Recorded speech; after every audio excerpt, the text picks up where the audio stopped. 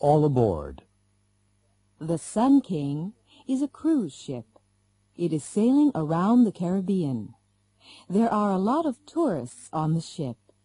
Most of them are from the United States, but some of them are from Canada and Latin America. It's the 7th day of the cruise, and their ship is sailing from Venezuela to Barbados. All of the passengers and most of the crew are on deck for the captain's party. Hello, my name's Pierre Lafontaine. I'm from Montreal. Hi, I'm Heather Hillman. Where do you come from? I come from Montgomery. Montgomery, where's that? It's in Alabama. Haven't you heard of Alabama?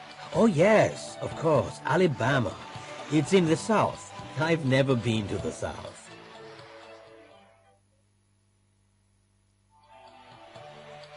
What a terrible party.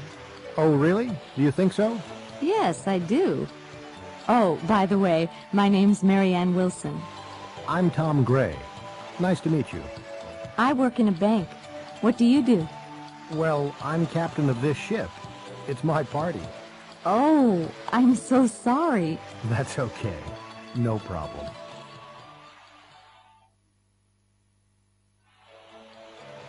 Would you like another drink? What? Would you like another drink? Oh, yes, please. I'd like some orange juice. With ice? No, thanks.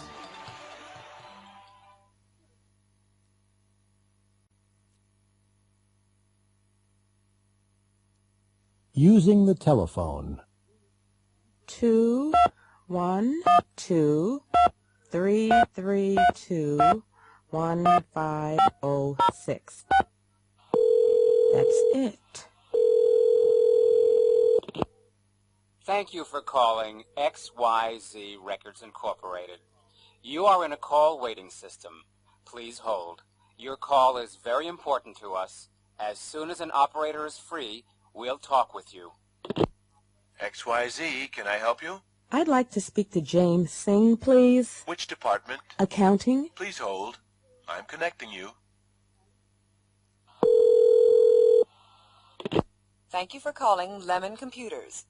If you are calling from a touch-tone phone and you know the extension number you require, you may dial it now or at any time during this message. For sales and marketing, press 1 now. For customer service, press 3 now. For all other inquiries, press 0. Or stay on the line and someone will assist you shortly. Thank you for calling Lemon Computers. Lemon Computers, may I help you? Can I speak to Simon Hertz, please? One moment. Let's see. I press 0 first, then the area code and number. What's the area code for Honolulu? Oh, right, 808. 0808 725 9316. Operator.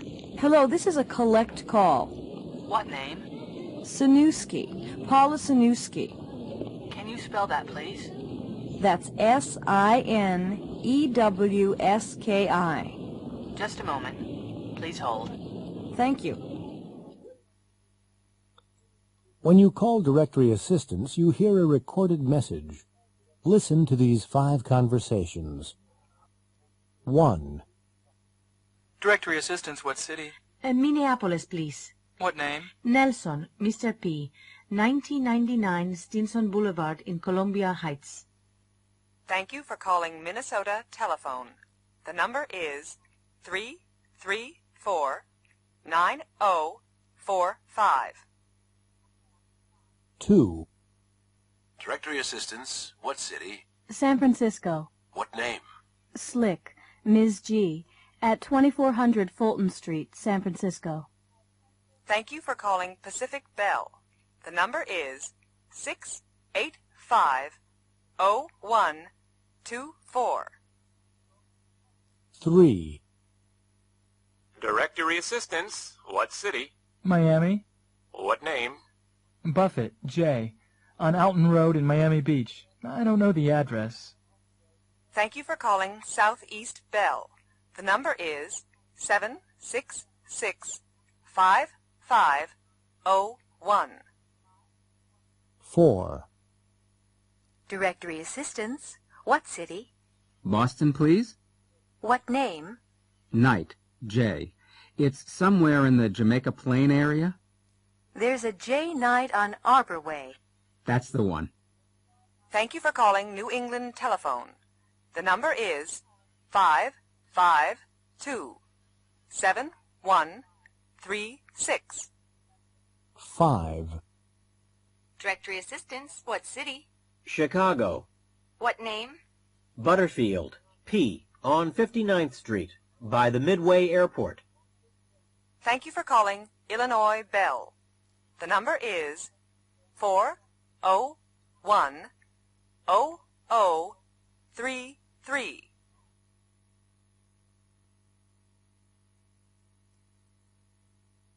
Fizz is fantastic. Meet Mr. and Mrs. Lopez of San Antonio, Texas. They have 3 young children, and they have to do a lot of wash. There are 2 piles of dirty clothes on this table. With this pile, we're going to use new Fizz, and with that pile, we're going to use another leading detergent. We have 2 identical washing machines here. The only difference is Fizz. While the machines are working, let's have some coffee. Okay, both machines have stopped, and Mr. Lopez has taken the clothes out. Well, Mr. Lopez, what do you think? Well, we washed these clothes in Fizz, and those clothes in the other detergent. Can you see any difference? I sure can. These clothes over here are much cleaner, and they're whiter and softer than those over there. These clothes? We washed these clothes with new Fizz. That's right, Brian. It's really much better than our usual detergent. Our clothes have never been cleaner than this. So which detergent are you going to use from now on? New Fizz, of course. It's the best detergent we've ever used.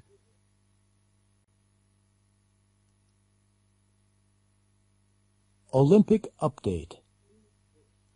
It's time now for our Olympic update, coming to you live by satellite from the Olympic Games. Here's our reporter, Pat Sweeney. This is the Olympic swimming pool at the center of the Olympic complex. The most important event today was certainly the women's 200-meter freestyle competition. An American, Sierra Kennedy, was first and won the gold medal. She swam the 200 meters in a new world's record of 1 minute, 56 seconds. The United States won 2 gold medals yesterday and 3 the day before. So in the first 3 days of the Olympic Games, the American team has won 6 gold medals.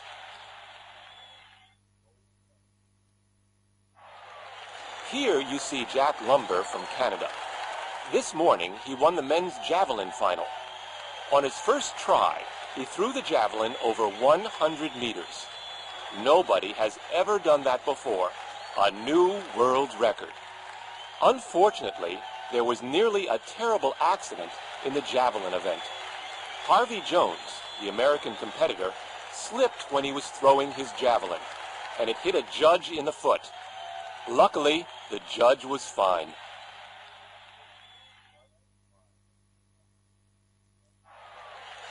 Here we are in the Olympic Gymnasium. Olga Ivanov, the 15-year-old Russian gymnast, has just finished her routine. We're waiting for the results now. And here they are. She has an average of 9.5 points. That's the best score today. Olga's won the gold medal.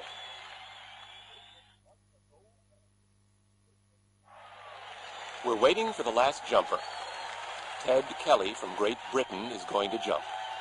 The bar is at 2.30 meters. Now he's beginning his last try. And he's jumped. Oh, he's crashed into the bar. He's landing. The bar's fallen. Is he hurt? No, he's all right. He's getting up and walking away. But he's a very disappointed man.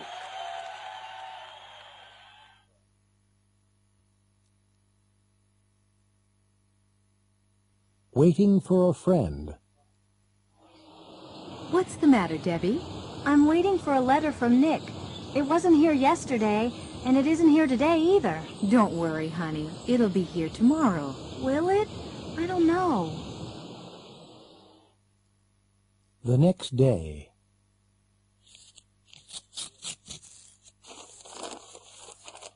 Mom, it's here. And Nick's coming to Pittsburgh. Oh, really? When? He'll be here next Monday. What time will he be here? You have classes on Monday. He'll be on the 7:40 train. Oh, Mom, can he stay with us? Well, I don't know. Oh, okay, sure. I've heard so much about him, I'd like to meet him. The next Monday. Debbie, the train won't be here for 10 minutes. Let's get a soda or something. No, thanks, Mom. You guys get a soda. All right. Where will you be? I'll be right here. 10 minutes later. Well, the train's late. It'll be here soon. Mom, can you and Sarah wait in the coffee shop? Why, dear? I want to say hello to Nick on my own. Is that okay? Sure. But we've just had a soda. We'll be in the bookstore right over there. Thanks, Mom. I won't be long. Listen to the station announcements. The trains will be late. When will they be here? 1. The train from Philadelphia will be 5 minutes late. The new time of arrival will be 6:50 p.m. on track 3. 2. The 7:15 p.m. train from Cincinnati, continuing on to Philadelphia, will now be here at 7:30 p.m., arriving on track 5. The 7:15 p.m. train from Cincinnati, continuing on to Philadelphia, will now be here at 7:30 p.m. on track 5. 3. There will be a 1-hour delay on the 7:40 from Chicago and Cleveland. The train will now be here at 8:39 p.m. on track 4. We apologize for any inconvenience. 4. The 8:20 arrival from St. Louis will be on track 1. This train will be just 2 minutes late. The St. Louis train will be just 2 minutes late at 8:22 p.m.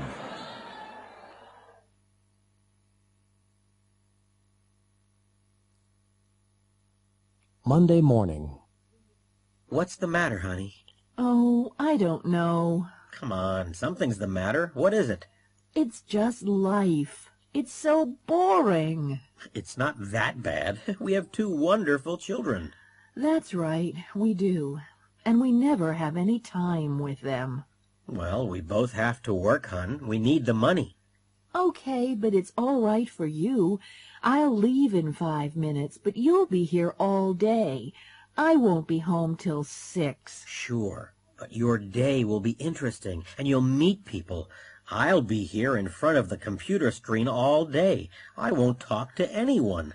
You're a computer programmer, Dan. That's your job. You're lucky. You can work at home. Yeah, but you like your job, Rosie. You really do. What? Who will I meet today? Tell me that. What will I do? I'll tell you, Dan. I'll get on the same train, then I'll go to the same office. I'll speak to the same boring people, and I'll listen to the same stupid jokes. I'll get the same train home, then I'll get home and help the kids with their homework. I'll cook dinner, honey. I always do. Yeah, but I'll wash the dishes. Then we'll watch TV again. You'll be tired and we won't talk. Then we'll do the same tomorrow. What a life! Today, tomorrow, this week, next week, this month, next month, next year, forever. It's just Monday morning, Rosie. You'll feel okay tomorrow. Will I?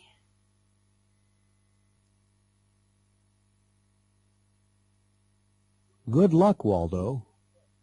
Good evening, and welcome to Channel 35 News. A 66-year-old Monterey man, Mr. Walter Busby, is in the studio with us. Mr. Busby is a retired bank clerk. Tomorrow morning, he will begin a fantastic voyage. He and his wife, Betty, are going to sail from Monterey, California, to Australia. That's 7,000 miles across the ocean, in a small motorboat. Now, Walter. Please, call me Waldo. All my friends call me Waldo. All right, Waldo. Why are you doing this? Well, I haven't seen my son for 10 years. He lives in Australia, and we've never seen our grandchildren. But your boat isn't very big, Waldo. Will it get to Australia? Oh, yes, I think so. It'll get there all right. It'll take a long time, of course, but we're not in a hurry. I just retired, you see, and we'll stop on the way. Where will you stop? Do you know? Oh, yes. We have a map. Here it is. We'll stop at several places. We'll need food and gas. Ah, yes, food. What'll you do about food? No problem. We'll catch fish. I see. And water? That won't be a problem either. It'll rain. It rains a lot at sea, you know. Will you take a radio with you? No, no, no. We never listen to the radio. We don't like pop music. We like some peace and quiet. We'll take a lot of books. Well, actually, I meant a two-way radio. How will you navigate? Will you use a compass? A compass? No. We won't need a compass or a radio. We'll navigate by the sun and stars. I got a book from the library. Well, good luck, Waldo. You'll certainly need it. Listen to the news report.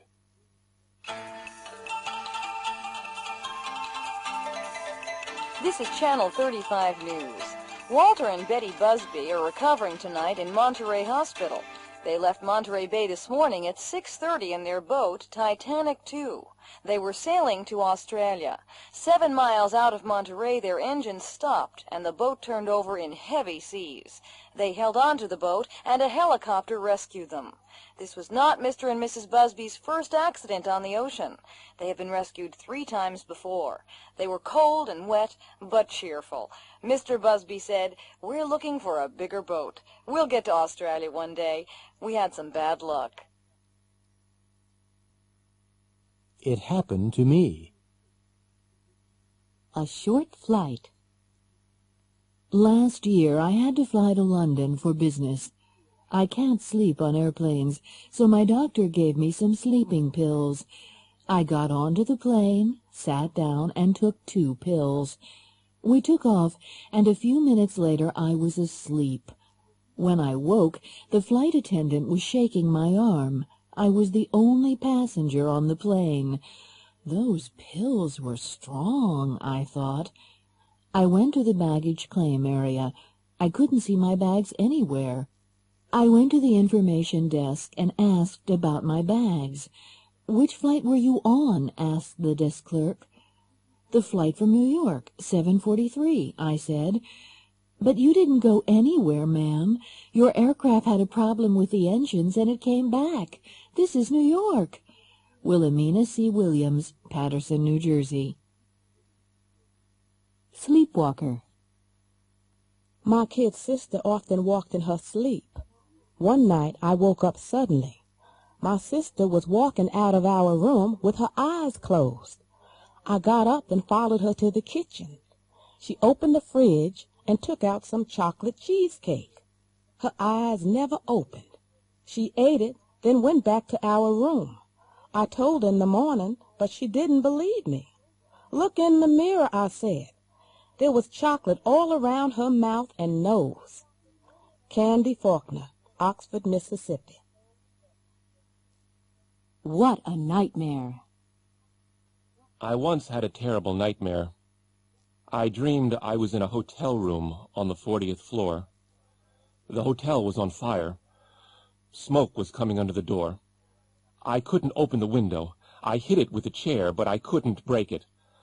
The room got hotter and hotter, and the smoke got thicker and thicker. This is the end, I thought. Then I heard a crash. Right then, I woke up. I was at home in my own bed, in my own room, and the room really was full of smoke. The window was open, and a firefighter was climbing into the room. He rescued me. My apartment was on fire. Jackson Burns, Seattle, Washington.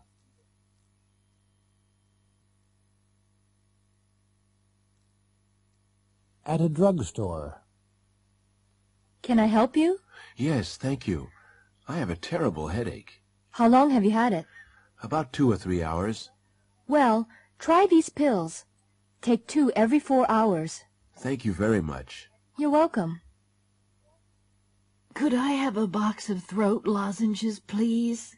With antiseptic or without? With. There you go. Will that be all? Yes, that's all. Sorry, I only have a $50 bill. Okay, out of 50. Here's your change. Thank you. You're welcome. Could you fill this prescription, please? Sure. Do you want to wait? How long will it take? It'll be ready in about 20 minutes. Oh, I'll come back later. All right. It'll be waiting. Should I pay now or later? Later will be fine.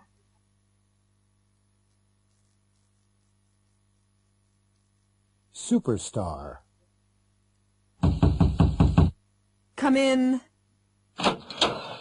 Yes, Miss Baloney? No, Gary. I don't want you. Who do you want, Miss Baloney? I want Marvin, and I want him right away. Okay, I'll go and find him. Marvin?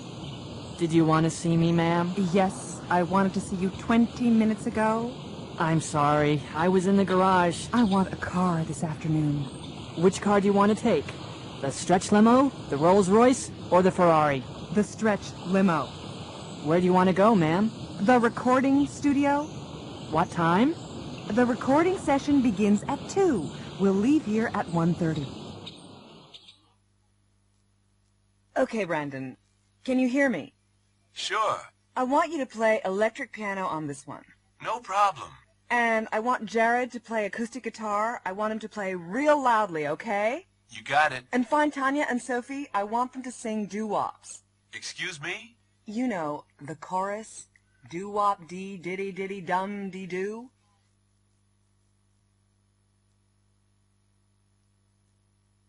Look, feel, taste, sound, smell.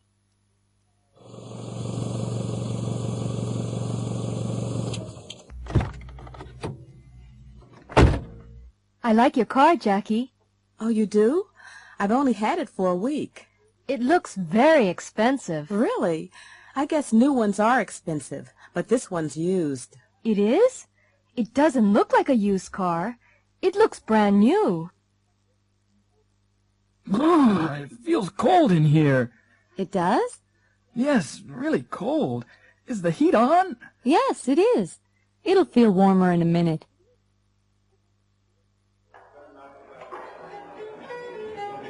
Waiter, Yes, sir. these vegetables aren't fresh.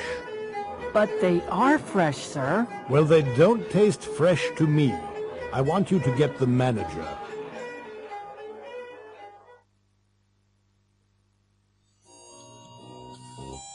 I'd like you to listen to my new stereo, Eduardo. Does it sound all right? Yes, it sounds fine to me.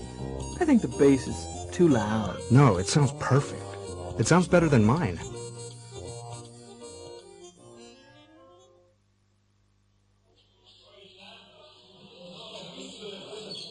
Have you changed your perfume? Yes. Why, do you like it?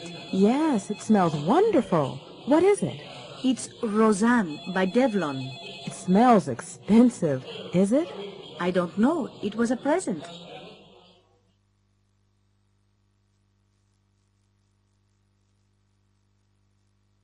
A science fiction story. The spaceship flew around the new planet several times. The planet was blue and green. They couldn't see the surface of the planet because there were too many white clouds. Then the spaceship descended slowly through the clouds and landed in the middle of a green forest. The two astronauts put on their spacesuits, opened the door, climbed carefully down the ladder, and stepped onto the planet.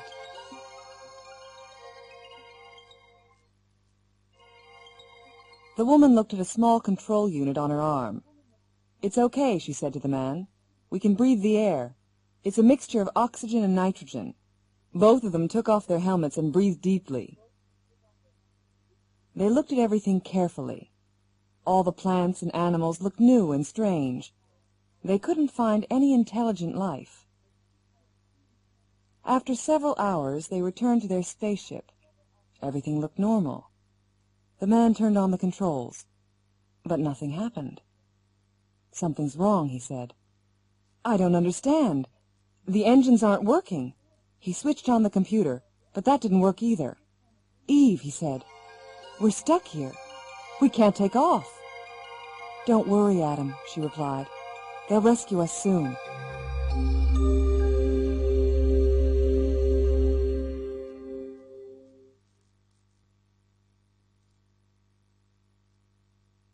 It's too hot. In the hotel coffee shop. Come on, Kim.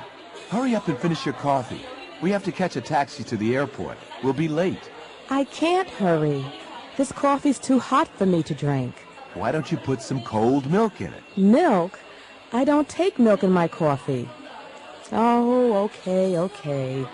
Is it cool enough for you to drink now? Yes, but it tastes awful. At the airport. Oh, no. The global counter looks a mile away. Ooh. What did you put in these suitcases? Rocks? Only clothes. Why? Are they heavy? Yes, they are. The taxi driver managed to carry them. Well, they're too heavy for me to carry, and I don't see any luggage carts. Well, I'm not strong enough to help you. Porter, over here, please. On the plane.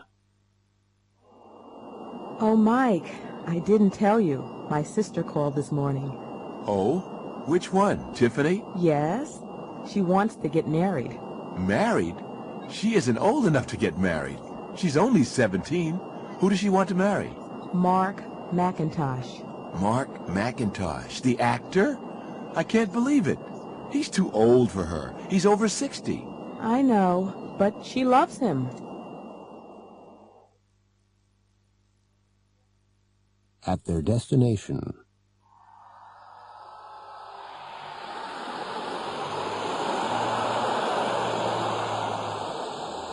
Oh, no. There goes the last bus. Well, let's walk to the highway and catch a different bus. It's a mile away. That's too far for me to walk. Let's take a taxi. Another taxi.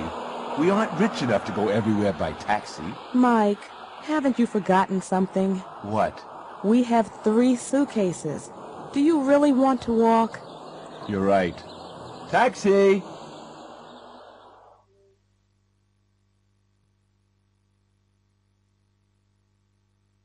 Two phone calls.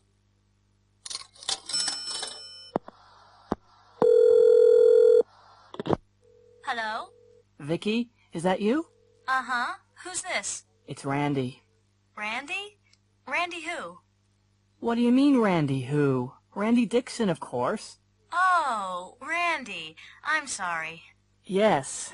We had a date last night. Where were you? I waited for 2 hours. Oh, I'm sorry, Randy. I couldn't come. Couldn't come? Why not? Well, I had to wash my hair. Wash your hair? Why didn't you call me?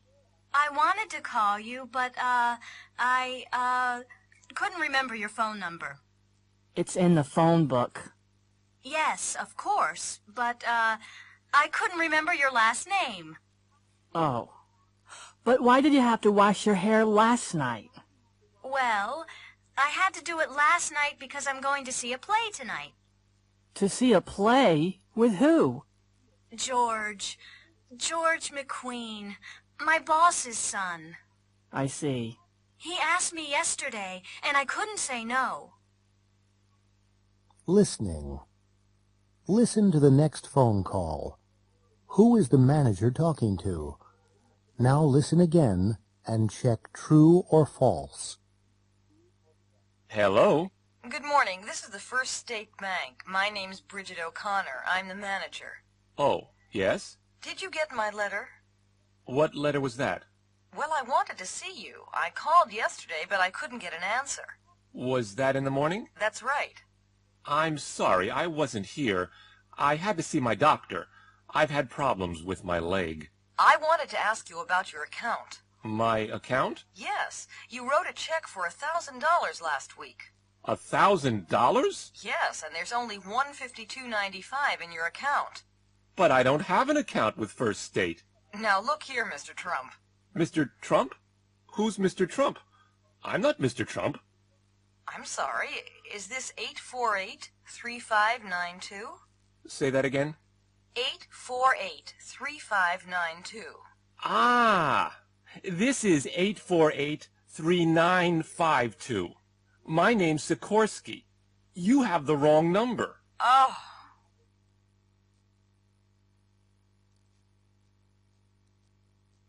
Army Recruiting Office.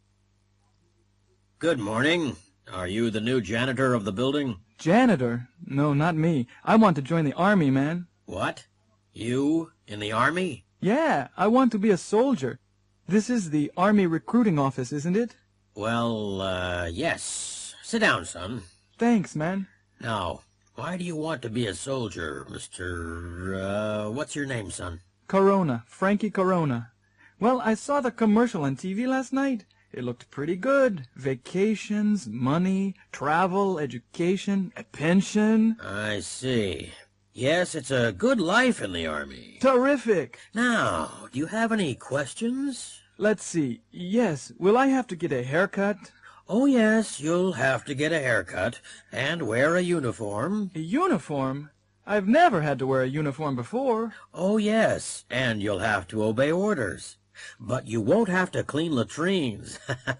What are latrines? Toilets. I've never had to clean toilets. What about the work? Will I have to work hard? Oh, yes, you'll have to work hard, all right. And what about education? Oh, yes, there are a lot of opportunities. Maybe you'll be a computer programmer or a communications expert one day. Okay, I'd like to join. All right, just sign here, Frankie. There you go, man. Frankie Corona. Corona. Huh? Stand up. Stand up straight, Corona. Now, march. Left, right, left, right. You're in the Army now.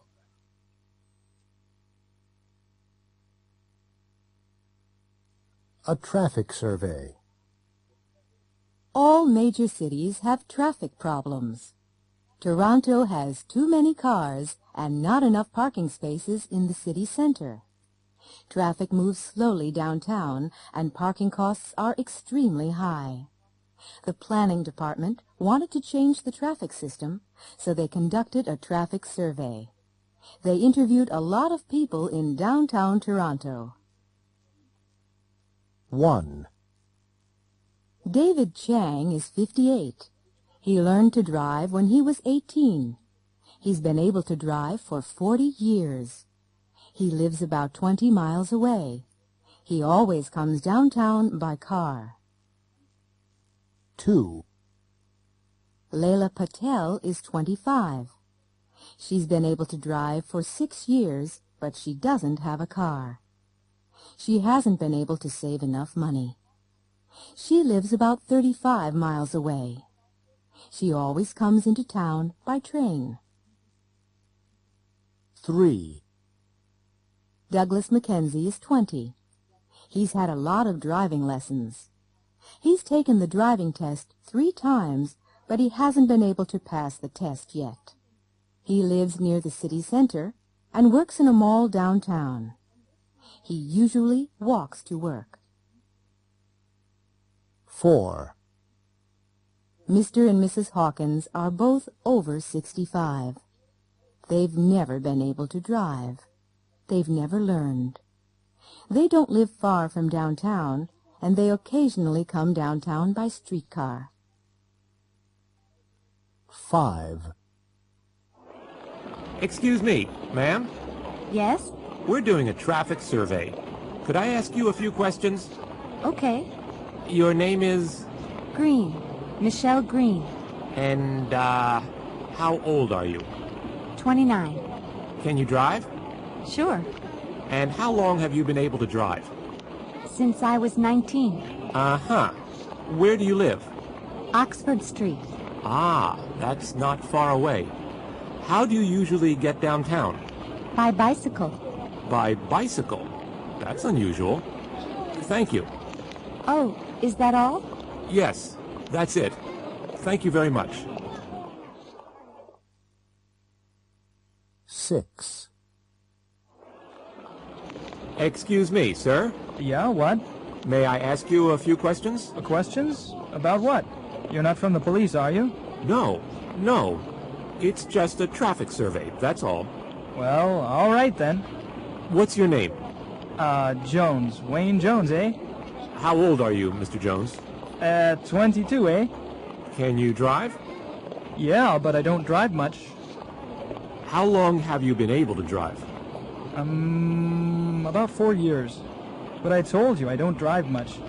I come into town on my motorcycle. It's a Harley Davidson. It's over there, the red one. Where do you live, Mr. Jones? The university. I'm a student, eh? Oh, really? Yeah, I'm studying philosophy.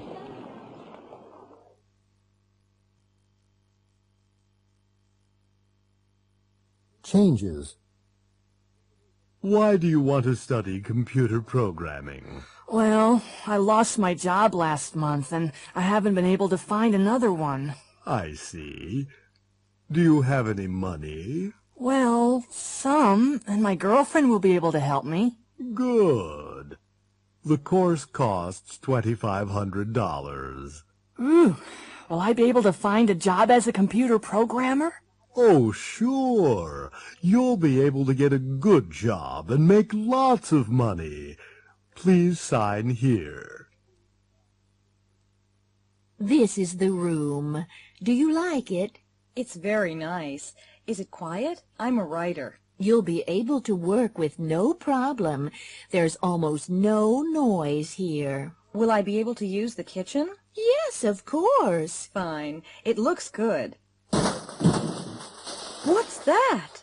Oh, that's just our neighbor. He works on old cars. He's usually quiet.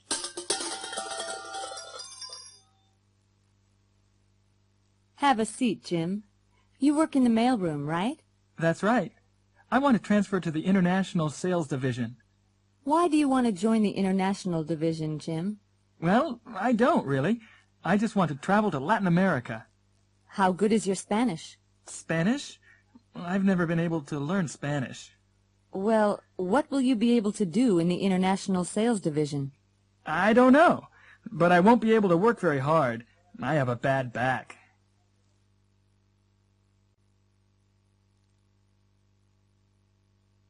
Checks and money.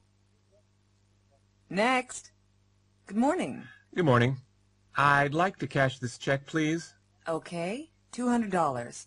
Oh, you haven't signed it. Really? Oh, I'm sorry. There you go. How would you like the money? 20s, please. Oh, and could I have $20 in smaller bills? Sure. 20, 40, 60, 80, 100, 120, 140, 160, 180, 190, 195, 6, 7, 8, 9, 200.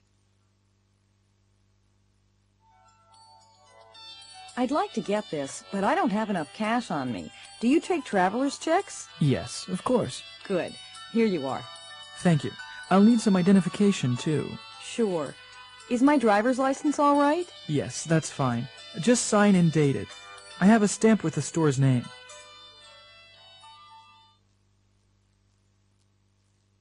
Hello, can I help you? Thank you. My name is Toshiko Akiyama. I'm expecting a transfer from my bank in Tokyo. Let me see. Here it is, Akiyama, $2,000 from the Fuji Bank in Tokyo. Do you have your driver's license with you? No, but I have my passport. Will that be all right? Yes, of course. Excursion to Egypt. I'd like to make a reservation for the excursion to Egypt leaving July 16th. The one at the Cleopatra Hotel? That's it. How far is it from the hotel to the beach? About a 2-minute walk. Good. How hot is it in Egypt in July? About 32 degrees centigrade. That's 90 degrees Fahrenheit. And that is the Great Pyramid. Oh, yes. It looks very high. It's about 137 meters high. How long are the sides? They're 230 meters long. Wow. How old is it? It's almost 4,500 years old. We're going through the Suez Canal now. It doesn't look very wide. How wide is it? About 60 meters wide and 160 kilometers long. Really? This is a big ship. How deep is the canal? The average depth is about 10 meters.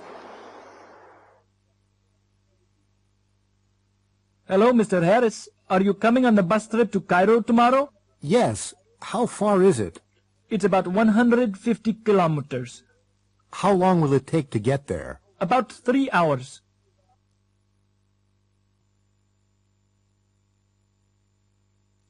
Everybody's in a hurry. 10 years ago, Ford Studebaker had an accident in his car. He was driving quickly and carelessly. After the accident, his wife said, "Ford, you're an old man now. You have to drive more slowly and more carefully." Ford has not had an accident since then. He always drives slowly, very slowly. But the drivers behind him often get angry. They sometimes have to stop suddenly, and then other cars crash into them. Ford always drives in the middle of the road, and other drivers can't pass him. They sound their horns and flash their lights because they want Ford to go more quickly. But Ford never notices them, and he never sees the accidents behind him. When he reads about the accidents in the newspaper, he says to his wife, "People drive more carelessly these days. Everybody's in a hurry. I don't understand it." Natasha Taranova is a tennis star. She's one of the best players in the world. She hits the ball hard and fast, harder and faster than any other player. But many people dislike her because she often behaves badly. She sometimes gets very angry. Last year, she shouted at the crowd and broke her racket on the ground during the final of the Texas Championship. She didn't play well and lost. This year she played better and won the final. Unfortunately, she got very angry and behaved worse than last year. She threw her racket at the umpire. She will never be able to play in the Texas Championship again.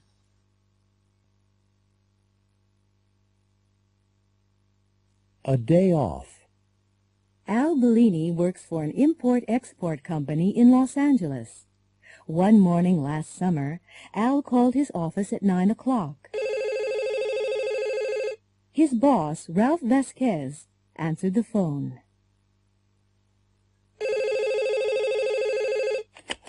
Hello, Ralph Vasquez. Hello, Ralph. This is Al Bellini. Oh, hi, Al. What's up?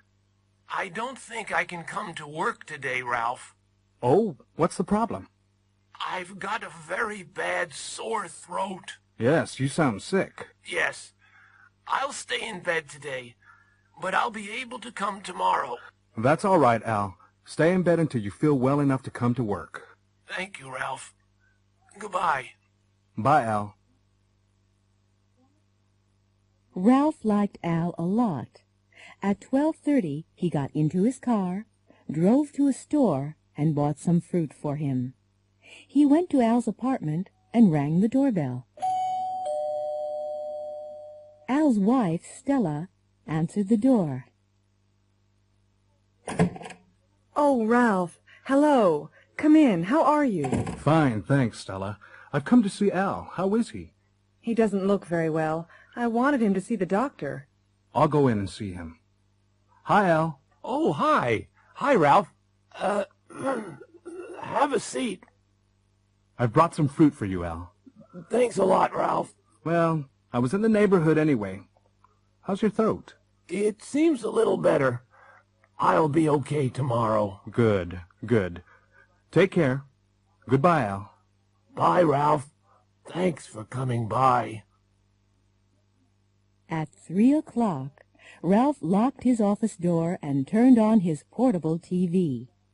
He wanted to watch an important baseball game. It was the Atlanta Braves versus the Los Angeles Dodgers. Both teams were playing well, but neither team could score. The crowd was cheering and booing. It was very exciting.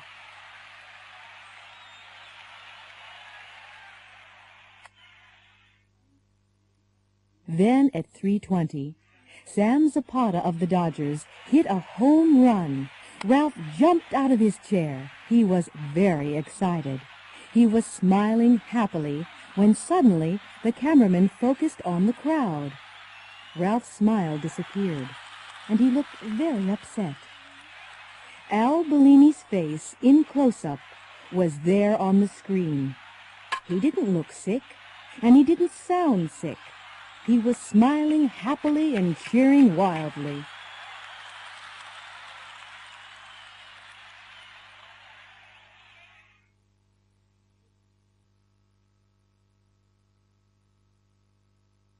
Applying for a job. How do you do? It's Paula Chandler, isn't it? Yes. How do you do? Have a seat.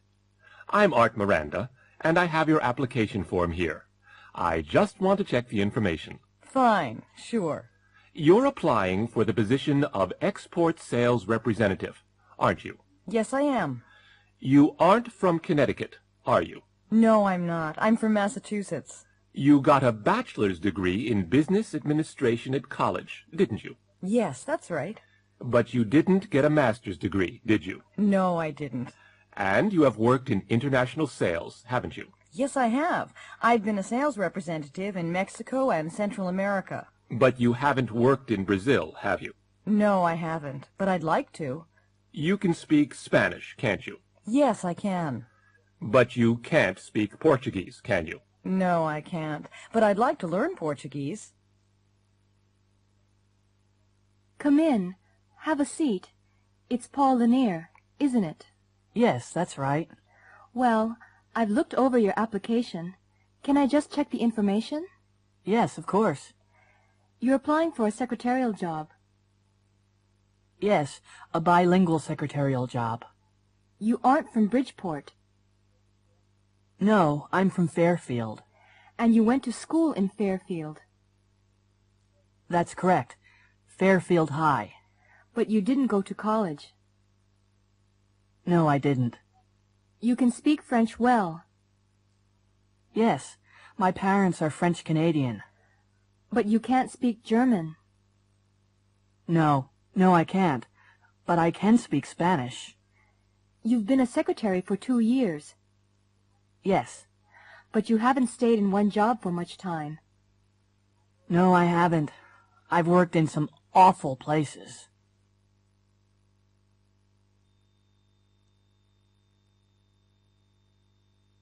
Disasters.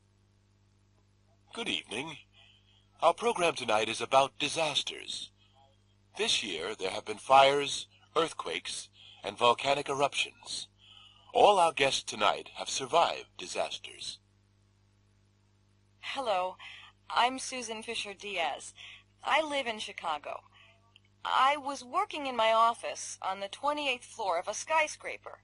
I was dictating some letters to my secretary when the fire alarm rang. I rushed out to the elevator, but it wasn't working. The stairs were full of thick smoke. We couldn't go down, so we had to go up to the roof. When we got there, some people were waiting calmly. Others were shouting and screaming wildly. A helicopter managed to land on the roof and rescued 6 of us before the roof collapsed. My name's Linda Reed. I was on vacation at the Med Club on Patapita, a small island in the South Pacific. I was taking a nap when the volcano erupted. The noise woke me up. I looked out of the window. Everybody was running toward the harbor. I threw on my robe and ran to the harbor, too. I managed to get on a cruise ship. It was leaving when the lava hit town. Hi, my name's Richard Ching. My wife and I were staying with friends in Santa Librada near Los Angeles. We were having dinner when the earthquake began. Everything shook. All the plates and food fell on the floor. We were picking everything up when the ceiling fell in. Fortunately, we were under the table and survived. We had to wait for hours before help arrived.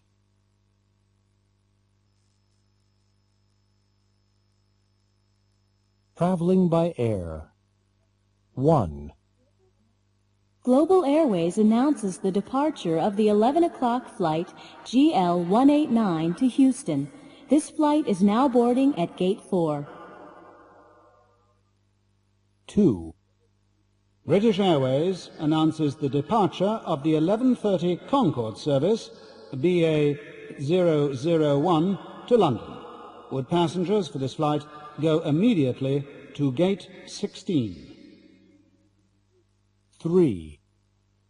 Would passengers for the 11:25 Aeromexico flight 149 to Mexico City please go immediately to Gate 13, where this flight is now boarding? 4. This is the last call for Japan Airlines 1045 Flight 215 to Tokyo. This flight is now closing at Gate 30. Do I check in here for Global Flight 179 to Caracas? Do you already have your ticket? Yes, I do. Thank you. May I see your passport? There you go. Can you put your luggage up here, please? Sure. Just one case? Yes, that's all. Did you pack the case yourself? Yes, I did. And you haven't left it anywhere, have you? No, it's been with me all the time. Are there any electrical items in the case? No, there aren't. Okay, that's fine. Do you have a seating preference? Yes, I do. I'd like a window seat, please. Fine. Seat 12A. Here's your ticket and your boarding pass. Thank you. The flight leaves from Gate 4 in the South Terminal. Please report to the gate by 10:30. Enjoy your flight.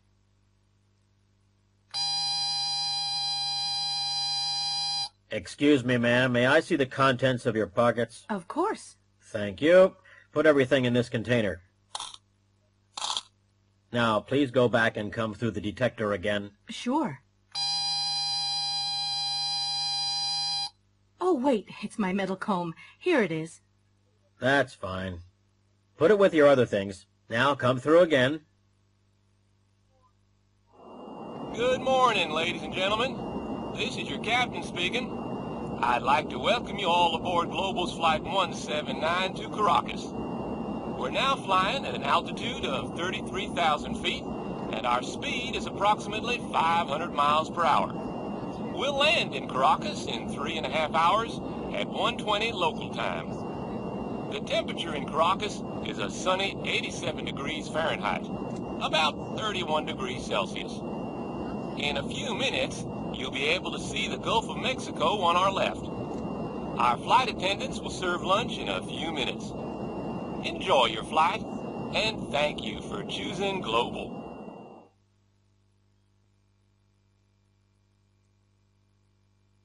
I've cut myself. Ow! This knife's sharp. I've cut myself. Let me see. Oh, you haven't cut yourself badly. It's just a scratch. But it's bleeding. It's not bleeding much. I'll get a Band-Aid. Did you see the play on Channel 13 last night? No, I didn't. What was it? Romeo and Juliet. I cried. You cried? Why? Well, it was very sad.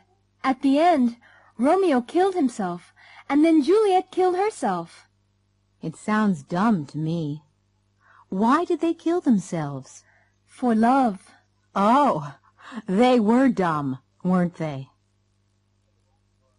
My guests tonight are the rock stars MC Malone and TNT Cats. Hi, Sid. We're happy to be here. You both play the guitar and sing very well. How did you learn? Well, we just bought some guitars, and we taught ourselves. You taught yourselves. Terrific. I'm sorry I'm late. Oh, that's all right, Yolanda. Yesterday was my first wedding anniversary. Congratulations. Thanks. We went to that new restaurant on Bank Street. Did you enjoy yourselves? Oh, yes. We had a very good time. Have you seen my new microwave oven? No, I haven't. Oh, it's fabulous. It has an automatic timer. It can turn itself on and off, and it cleans itself.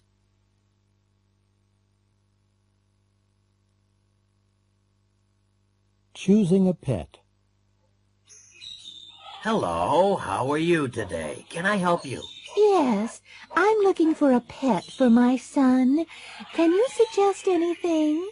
What kind of pet does he want? A traditional pet? A cat or a dog? Or something unusual? Well, he'd like a snake or an alligator, but he isn't going to get one. We have a nice dog right now, a Rottweiler. A Rottweiler? Oh, no. I've heard about them on the news.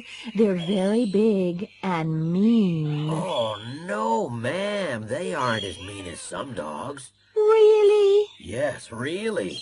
Last week we had a small dog here. It was only as big as your purse, but it was as mean as the devil. It bit me 3 times. Let's forget dogs, then. What about a cat? A cat. They aren't as friendly as dogs, are they? No, but they don't eat as much as dogs either, and they're very clean. Or what about a bird, a parrot or a parakeet? We have both. Which do you recommend? Well, parakeets aren't as easy to train, and they never speak as well as parrots. Yes, but parakeets don't need as much space as parrots, do they? That's true. Parakeets are very popular because they're so easy to keep. Yes, but they're a little noisy, aren't they? I want a quiet pet. A quiet pet? Well, what about a goldfish? There's nothing as quiet as a goldfish.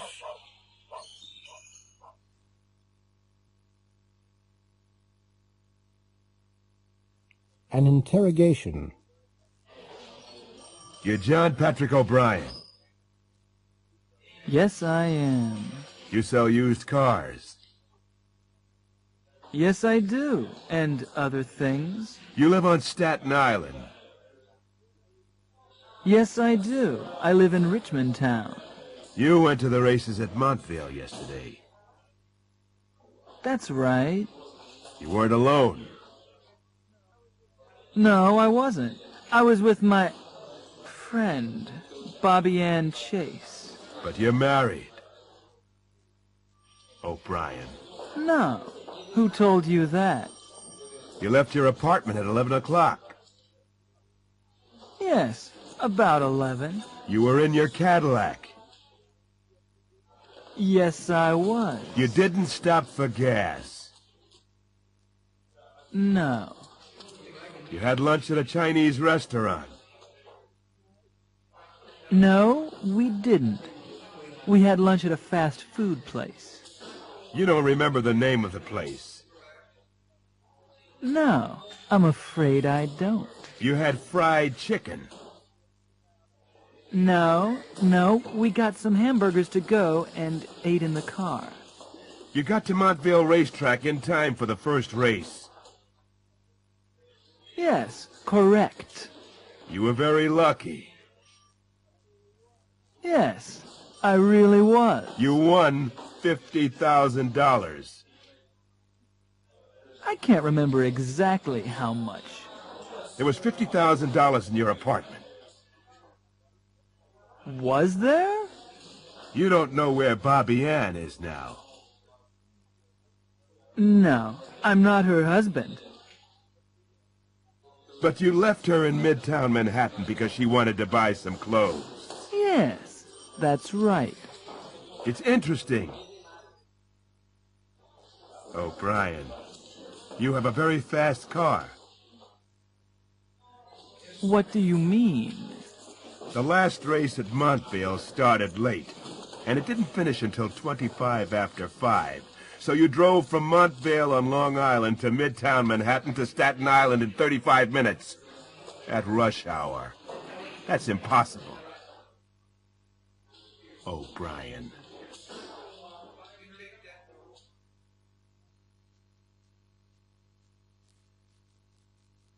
Going to a party. Hi, great to see you. Come in. Hi, Jake. I'm not the first, am I? No, the others are all in the dining room. The food's in there. Let me take your coat. Thanks. Oh, I brought some flowers. Thank you. I'll put them in some water right away. Is Bruce coming? He's already here. Go on in. Hi, Kate. I like your dress. Thanks. Have you seen Bruce? Bruce?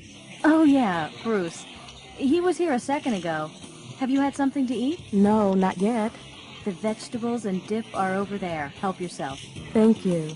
There's some salad over here. And there are some potato chips and nuts on the table. Okay. See you later. Hello, Kate. Not dancing? No, I'm just hanging out. You didn't see Bruce in the kitchen, did you? No. Oh. Hey, this is a great song, isn't it? Do you want to dance? Sure, why not? Well, here's your coat. Thanks for coming. It was nice of you to invite me. I really enjoyed myself. Good. You've got to come to Jake's birthday party next month. Okay. What happened to Bruce, do you know? He left early, I think. I didn't see Michelle either. No, I think she left early, too. Oh, well. Thanks again. Bye.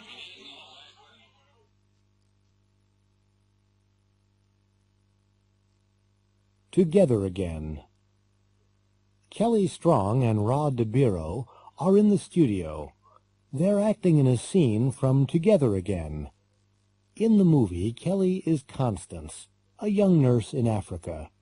Rod is Armand, a famous zoologist. Okay, scene 34, take 8.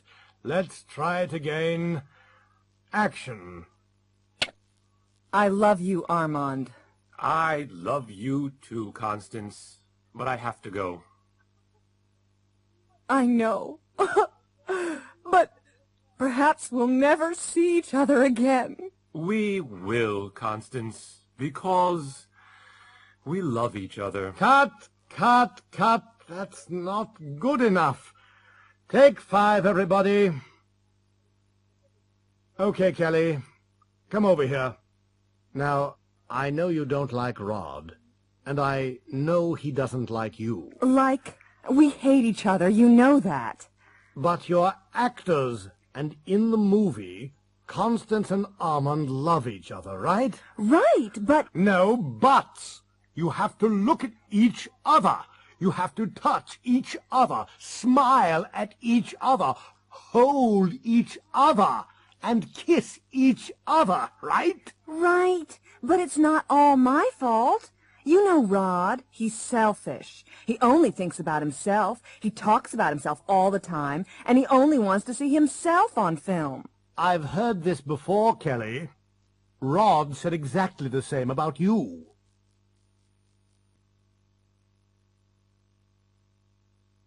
So am I. I'm taking my vacation next month. Really? So am I. I need a change. So do I. I'm tired of the same office and the same people every day. Right. Where are you going? Florida. Oh, really? I went there last year. So did I. We always stay on the Florida Gulf Coast. We never go to Miami or Palm Beach. No, neither do I. It's too crowded there. Where exactly are you going? Sanibel Island. It's about 50 miles south of Sarasota. Do you know it? You're kidding. No, I'm not. I've been there 3 times. Well, so have we. And we're going there this year, too. Not to the Sand Dollar Resort. Yes, why? Well, I'll see you there. That's my hotel, too.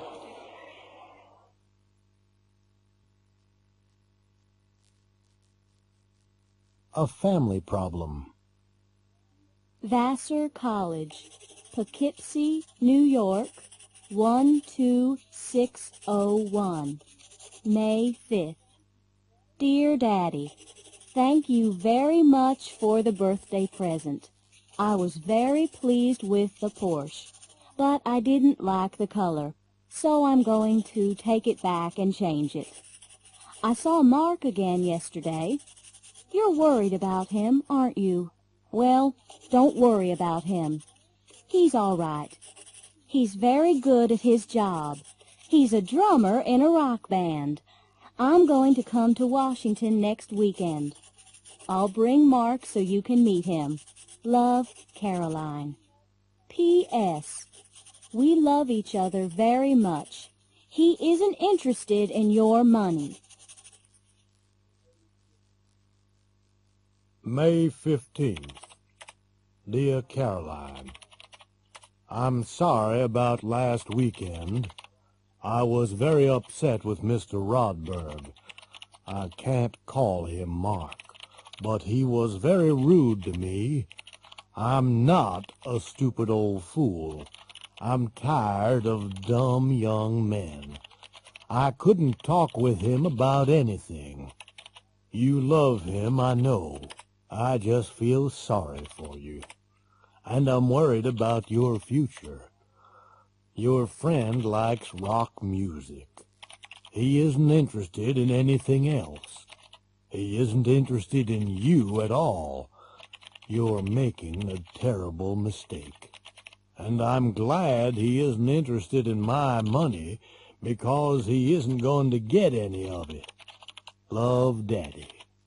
Signed for Senator Calhoun in his absence by Joseph D. Pollard, Secretary to the Senator.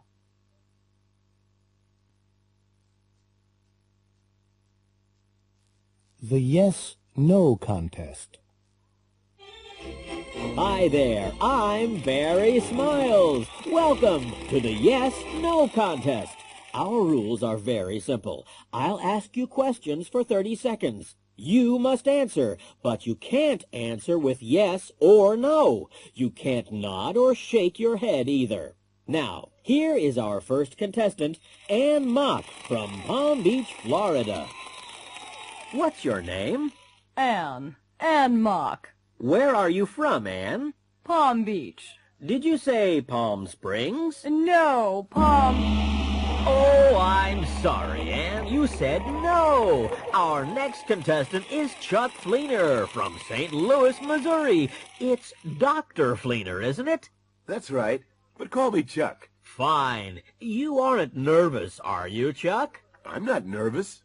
Did you shake your head? I didn't. Are you sure? Yes, I'm... Oh, I'm sorry, Chuck. Better luck next time. Now, here's our third contestant. He's Richard or Apollo from Washington, D.C. Hello, Richard. Hello, Barry. You work in a bank, don't you? That's correct. Do you like your job? I enjoy it very much. Oh, do you? I said I enjoy it very much. Now, you aren't married, are you? I am married. Is your wife here tonight? She's at home in Washington. So she isn't here? Of course not. Do you have any children? I have 2 children. 2 boys? A boy and a girl. And... that's 30 seconds! You've done it, Richard! Isn't that wonderful, everybody? He's won tonight's jackpot prize! A brand new, fully automatic dishwasher!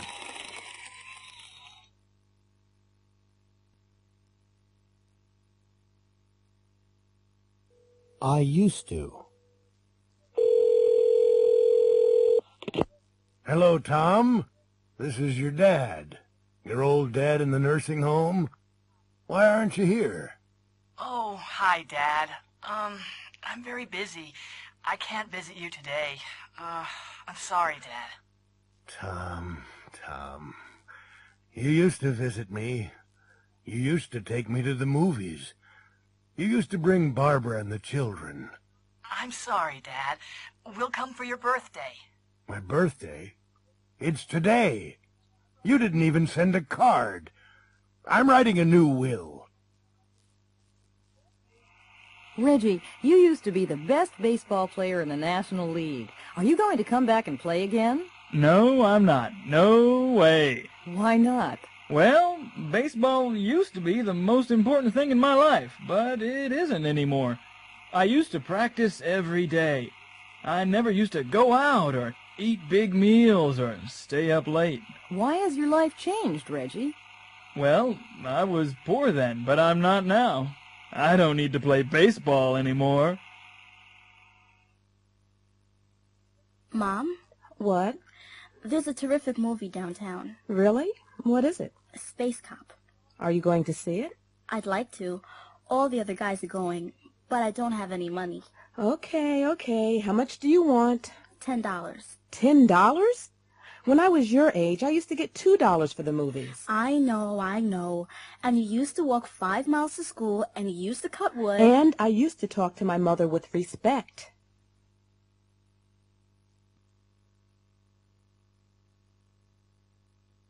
A busy office.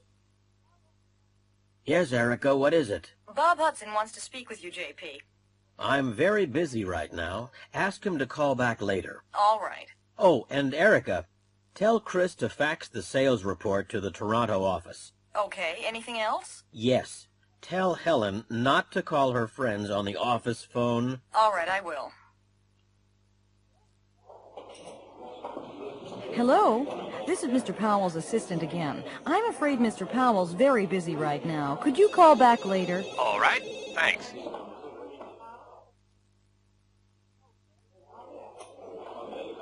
Oh, Chris?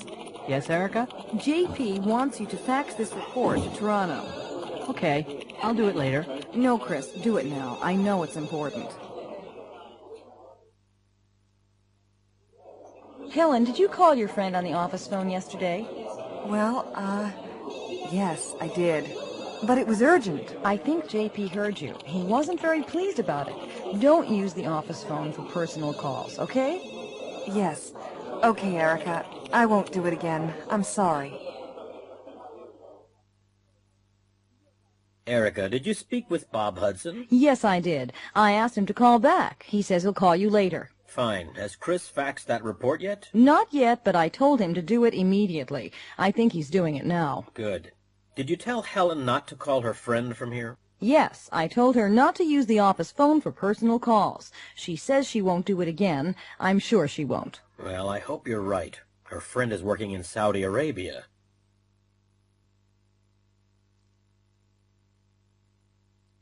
The Smuggler. Latka was a customs officer in Europe. He used to work in a small border town. It wasn't a busy town, and there wasn't much work. The road was usually very quiet, and there weren't many travelers. It wasn't a very interesting job, but Latka liked an easy life. About once a week, he used to meet an old man. His name was Spevna.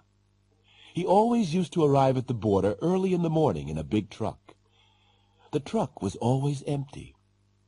After a while, Latka became suspicious.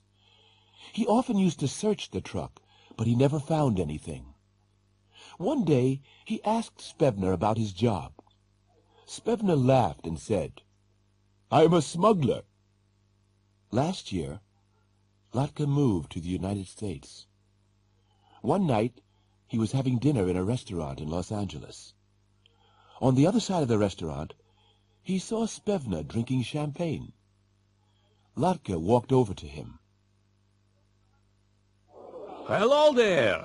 Hi. Do you remember me? Sure, of course I do. You're a customs officer. I used to be, but I'm not anymore.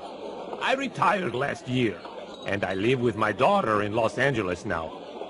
I often used to search your truck in the old country. But you never found anything. No, I didn't. Can I ask you something? Of course you can. Were you a smuggler? Of course I was. But the truck was always empty.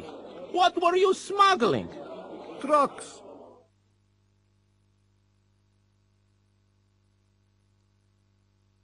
Opinions.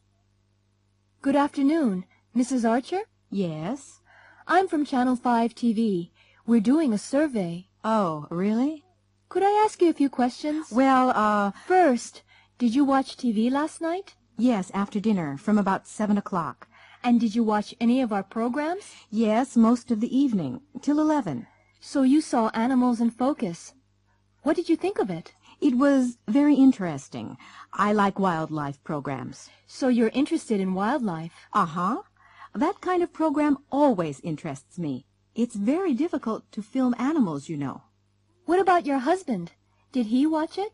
Only for about 5 minutes. He's not interested in animals. Look, I'm very sorry, but I have to pick up the kids from school. Are there many more questions? Oh, I'm sorry. I'll give you the questionnaire. Could you and your husband complete it and mail it to us? Sure. First of all, Animals in Focus. What did you think of that? Great. Really great. It was educational, just right for the children. And chimpanzees always amuse me. Much more amusing than Lenny Hill in the next program. Some of his jokes are quite shocking. And young children are watching television at that time of night. Uh-huh. What about Texas, Texas? The worst kind of TV. This kind of program annoys me. It's all just money and sex. Not interesting. Okay. And the report on violence in the cities. What did you think of that? A very important program. The problem of violence worries everyone. The news? The news always interests me. There isn't enough news on TV. And lastly, the horror movie. Well, horror movies like this don't frighten me at all. I just turn them off.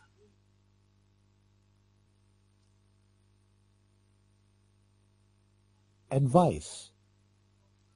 Hi, Keith. How's it going? Oh, hi. You don't look very happy. What's up?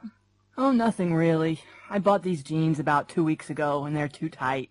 I have to lose weight. Maybe you should go on a diet. Sure, but what kind of a diet? You should eat lots of salad and fruit. I hate salad. I prefer meat and French fries, and I love candy. There you go. You shouldn't eat too much meat, and you shouldn't eat candy at all. I know, Nick. Believe me, I know.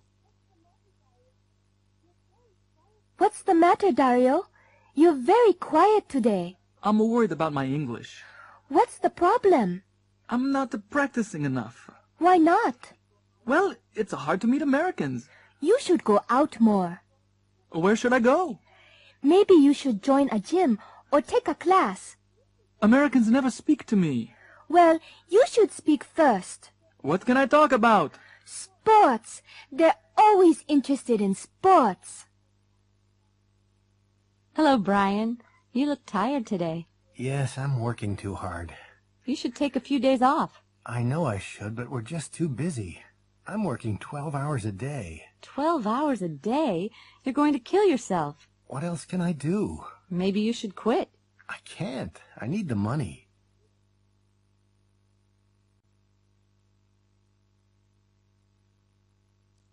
Congratulations. I'm David Burns, and I'm going to announce the winners. Senator Cheryl Adams is going to present the awards, and our first winner is 78-year-old Mrs. Flora Dobson. You all remember her. She's a very brave woman. She's the one that knocked out a robber with her walking stick. Step over here, Mrs. Dobson. Congratulations, Mrs. Dobson. Is that the stick that knocked him out? Pardon me? Oh, yes. This is the one, all right. This is the one that knocked him out. I hit him like this. Oh, dear. You won't hit me, will you? Well, thank you, Mrs. Dobson. Pardon me? Thank you. Thank you. And our second winner is Mr. Mac Foden. He's the one that drove his truck into Silver Creek and saved a town. Congratulations, Mr. Foden. You were very brave. How's your leg? Not too bad now, thank you, Senator. And now we have a pair of twins, Mandy and Marie Fox from Wisconsin. You all remember them. They're the ones that pulled a 9-year-old boy from a frozen lake last January. Well done. Which one of you is Mandy and which one's Marie? I'm Mandy. And I'm Marie. Next, we have Travis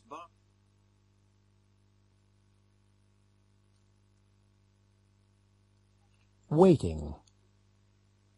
Hi, Amber. Is the boss in? Yes, Steve.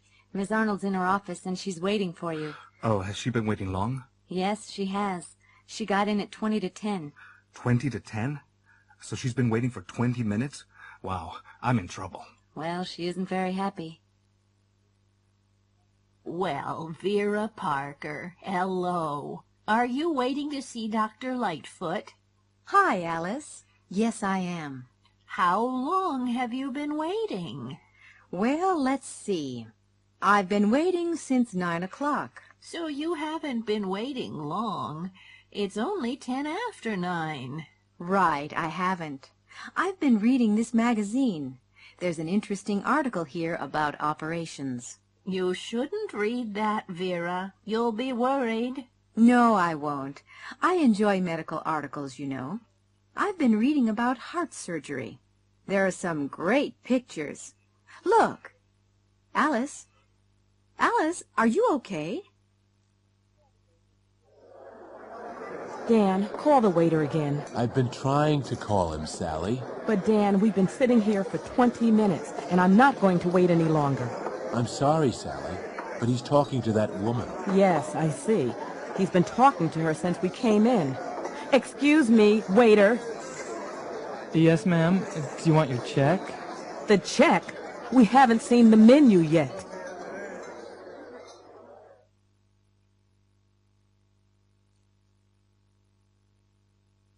Well, I guess it's difficult to choose just 5 things out of a whole lifetime.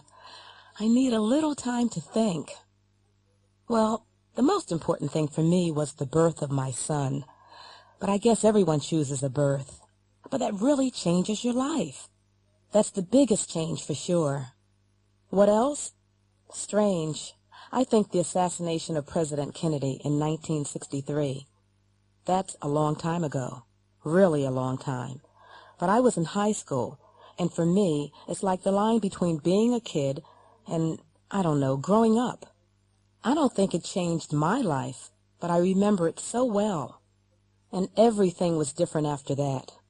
So that's 2 milestones then. Oh yes, and the day that I moved into this house. I've lived here for 20 years. I've always loved this house. Then there was my accident. I don't like talking about it, really. I fell down a mountain when I was skiing. I was in the hospital for 6 weeks. I couldn't walk for nearly a year. What else? That's not all. One more. Let me think. This sounds silly.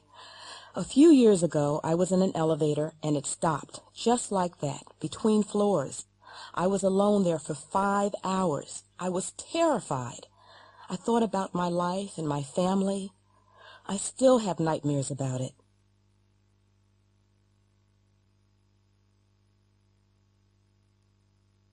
A court case. A few months ago, there was a bank robbery in San Francisco. The police arrested a man and a woman. They're in court now. Mrs. Cato saw the robbery. She's on the witness stand. The judge and the 12 members of the jury are listening to her. A lawyer is asking her some questions. Now, Mrs. Cato, you saw the bank robbery, didn't you? Yes, I did. You saw a man, didn't you? That's right. I saw him when he went into the bank and when he came out. Now, look around the court. Do you see that man? Yes. He's the one. He's the man I saw. He wasn't alone when he went into the bank, was he? No, he wasn't. He was with a woman. Now, do you see that woman in the court? Yes. There. She's the woman I saw. I see, Mrs. Cato. Now, look at the man and woman again. This is very important. Are you absolutely sure about them? Absolutely sure. They're the people I saw. Now, Mrs. Cato, what was the man wearing when he went into the bank? I don't remember everything, but I remember his hat and his bag. Look at Exhibit A on the table. Is that the hat? Yes, that's the hat he was wearing. And Exhibit B? Yes, that's the bag he was carrying. Do you remember anything about the woman? Yes, she was wearing a black wig and red high-heeled shoes. How do you know she was wearing a wig, Mrs. Cato? Because it fell off when she was running to the car. Look at Exhibit C on the table. Is that the wig? Yes, that's the wig she was wearing. And Exhibit D, look at the shoes. Yes, they're the shoes she was wearing. Thank you, Mrs. Cato.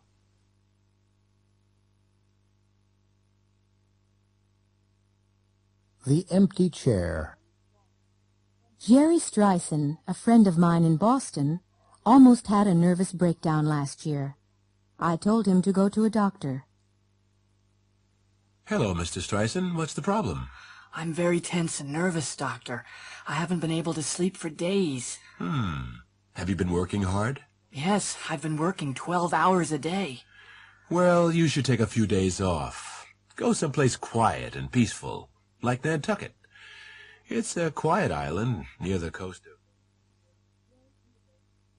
Jerry took a boat from New Bedford to Nantucket and arrived late Friday evening. He rang the doorbell of a boarding house, and the owner, Mrs. Searcy, answered the door. Then she showed him to his room. Jerry was very tired and went straight to bed. He slept well and didn't wake up until 9 o'clock the next morning. Jerry went downstairs for breakfast. Because there weren't any other guests, Mrs. Searcy invited him to have breakfast with her and her daughter Catherine. Catherine was already sitting in the dining room. She was about 13 years old, with long black hair and clear gray eyes. Mrs. Searcy went to the kitchen to make breakfast. Jerry and Catherine looked at each other nervously for a few seconds. There are 4 places at the table. Is there another guest? No, we never talk about the empty place. The empty place? What do you mean? Well, that used to be my father's place. Used to be? I don't understand. My father worked on a fishing boat. 3 years ago, he went out on his boat, and he never came back. What happened to him? Nobody knows. They searched everywhere, but they never found anything. My mother always keeps that place for him, and she makes his breakfast every morning. That's a picture of him, over there on the wall. My mother's been waiting for him for 3 years. Jerry said nothing, but he looked worried. At that moment, Mrs. Searcy came into the room. She poured 3 cups of coffee and put 1 cup at the empty place. Jerry looked more worried, and he stared at the empty chair. Suddenly, he heard footsteps outside the door, and a tall man with a black beard walked into the room. It was the man in the picture. Jerry jumped up and ran out of the room. Who was that? What's the matter with him? I don't know. I don't understand. He's a guest from Boston. He arrived last night after you went to sleep. Catherine, do you know anything about this? No, Daddy, I don't. But he's here because he's very nervous. He says he's hiding here because a tall man with a black beard is trying to kill him. Catherine, have you been telling stories again? Stories? Daddy? Me?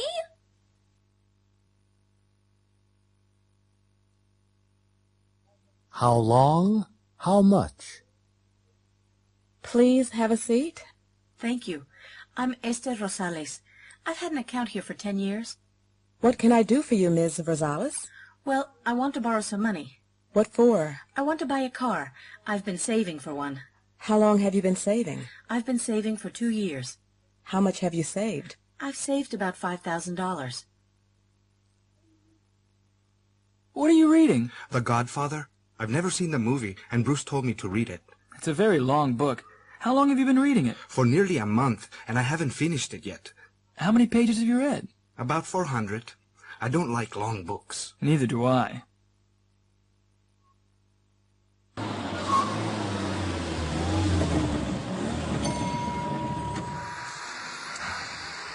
Yes, ma'am. What can I do for you? Hi. Fill it up, please. Regular unleaded or super? Regular unleaded. It's nearly empty. I've been driving all day. Oh, really? How far have you driven? About 400 miles. From Atlanta. That's a long way. Check the oil? Yes. Okay. And finally, news about Kimberly Lewis, the athlete from Pennsylvania. Kimberly is jogging across the United States from New York to Los Angeles. She has just arrived in Kansas City, Missouri. Kimberly left New York 2 months ago and has traveled nearly 1,300 miles. Kimberly has collected nearly $300,000 for physically challenged children. She has used 12 pairs of running shoes and more than 100 pairs of socks.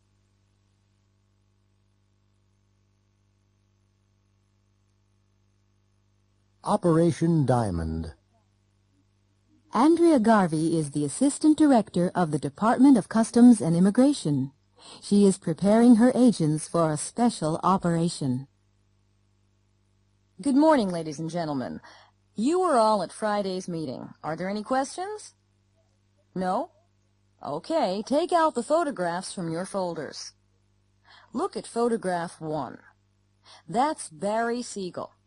He's the man that usually flies the diamonds into the USA, and he's the one that will land at the Circle K Ranch tomorrow night. Be careful. He's very dangerous. He's the one that shot a federal agent last year. Now photograph 2. That's Gulliver. He's the one we really want. He's the one the Mexican police arrested last year, but they had to release him because they couldn't find any diamonds with him. He controls 20% of the illegal diamond trade. He's the one we have to catch with the diamonds and the money. Look at photograph 3. Look at the woman on the right. Her name's Betty Lou Harris. She's working for us. She'll be at Gulliver's house at the ranch. She's the one that gave us the information. Watch out for the 2 men on the left, Farrell and Casey. They're the ones we've been following. They always carry guns, and they're the ones that will shoot first. Ms. Harris is probably the one they'll shoot. Do you all have photograph 4? Good. Look at the airplane. It's a Cessna 310. It's the airplane that brings in the diamonds. It's the kind of plane that can fly under radar, land anywhere, and take off quickly. You can forget the registration number. It's different every time. Okay, photograph 5. That's the area they're going to land in. Look at the trees in the background. They're the trees we're going to hide in. There's a road behind the trees, and that's the road they'll have to use. It's the only one. Finally, photograph 6. The Circle K Ranch. It's very nice, isn't it? Gulliver has 3 houses, and this is the one he paid almost $5 million for last year. Look at the car outside. That's the car that will meet the plane. It's the car he always uses. We want Gulliver, Siegel, the diamonds, and the money all together. Any questions? No? Okay, good luck.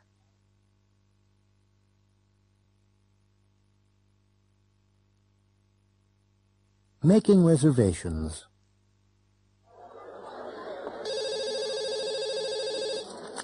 Hello, Lobster Palace Restaurant. I'd like to make a reservation for tonight. All right. What time? 8 o'clock. 8 o'clock. For how many? There are 10 of us. 10. We don't usually take large parties.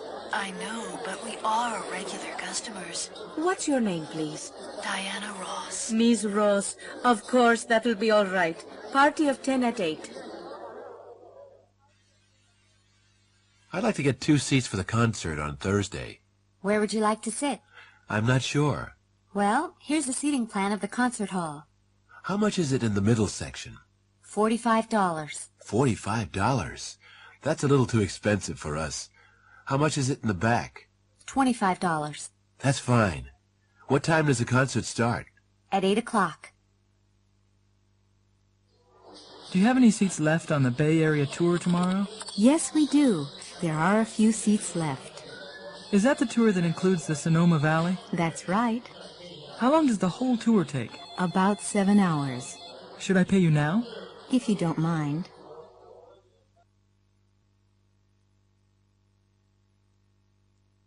A new job. Jeff, have you seen this ad in the New York Sentinel?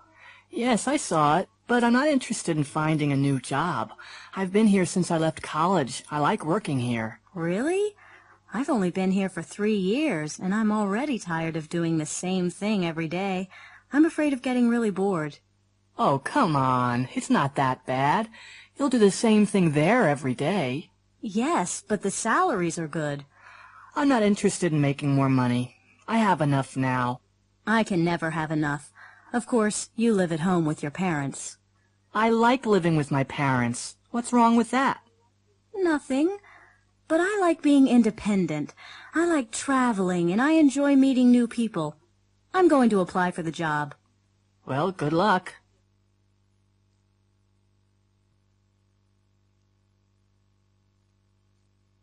Talking about the weather.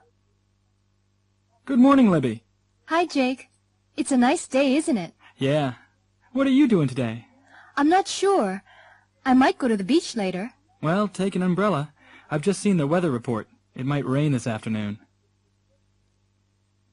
Good afternoon, Mrs. Acuna. Hello, Jake. It isn't very nice today, is it? It was a nice morning. It might stop raining soon. I hope so. Are you playing tennis today? Maybe. It depends on the weather. Good evening, Mr. Pastorius. Good evening, Jake. I think we might have a storm tonight.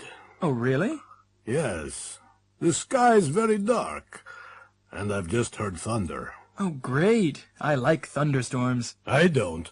I'm afraid of the lightning. Weather report. Good morning. I'm Wayne Porter, and here is the latest weather report from Channel 15. First, the national picture. The Pacific coast will have strong winds, which might bring rain from northern California through coastal regions of the Pacific Northwest. In the Rockies, there will be heavy snow. It will be cold and dry in the Midwest, with cloudy skies in the afternoon. Over to the Northeast, where there will be clear skies this morning. There might be some rain in the afternoon, but it won't be heavy. You can expect temperatures in the high 30s to low 40s. Finally, here in the Southeast, it will be warm and sunny in the morning, with a 40% chance of rain in the early afternoon. There will be rain in the evening, and there might be thunderstorms at that time. Now we're going over to Joan Zane in our Tampa studio for your local weather news. Good morning. I'm Wayne Porter with your latest weather news from Channel 15. Let's look at the national situation first. The Pacific coast will have clear and sunny skies all day, but it will be quite cold. The Rockies can expect further heavy snowfalls in the north, and it will be extremely cold. The Midwest will have strong winds coming down from Canada, and these winds will bring a lot of rain into the region. There might be snow in the west of the region later. The Northeast will have cloudy skies with temperatures in the mid-40s. There will be strong winds and heavy rain on the Gulf Coast of Texas, and there might be thunderstorms later in the day. These storms might move across into Florida by the early evening. In Florida, it will be a very hot, humid day with cloudy skies, but there won't be any rain in the earlier part of the day. Now let's hear from Joan Zane for more weather news for the Tampa Bay area.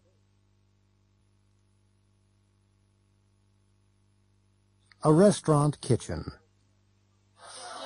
Hurry up, chef. I have 12 customers and they all want today's special. Some of them have been waiting for 15 minutes.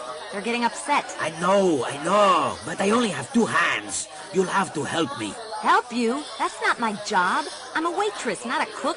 Well, one of my assistants is off today and the other is out sick. Oh, okay.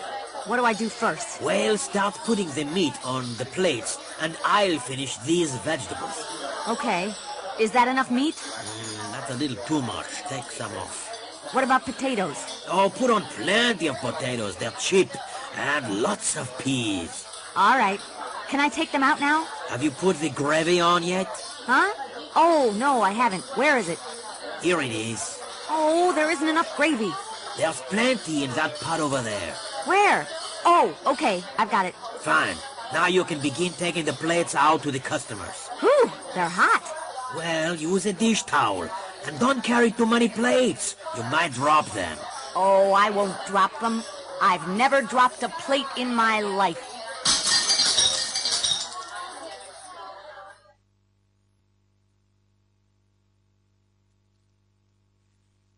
Asking for directions.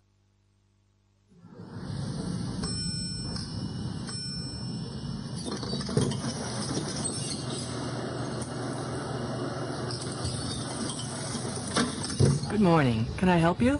Yes. I have an appointment with Mrs. Bedoya, the sales manager. What time is your appointment? 11:30.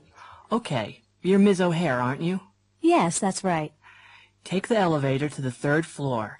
Go down the hall to the left. Mrs. Bedoya's office is the 3rd door on the right. You can't miss it. Thank you. Don't bother to knock. Just go right in. She's expecting you. Excuse me. Yes? I'm lost. Is this the way to Disney World? Well, you can get there this way, but it's not the quickest route. Oh, no. Well, can you tell me the best route? Sure. Turn around and go back to the expressway.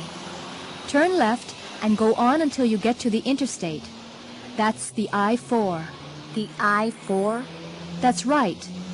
Turn left on the interstate and follow the signs for Tampa. That's I-4 West. You'll see signs to Disney World after a few miles.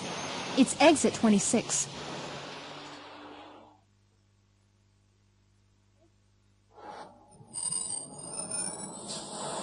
Does this bus go to 50th Street? Yes, it does. Step in, please. What's the fare? $1.25. Okay, here's $2. Can't you read? Exact change only. Oh, okay. I have 5 quarters here. Can you tell me when we get to 50th Street? Okay. Thanks a lot.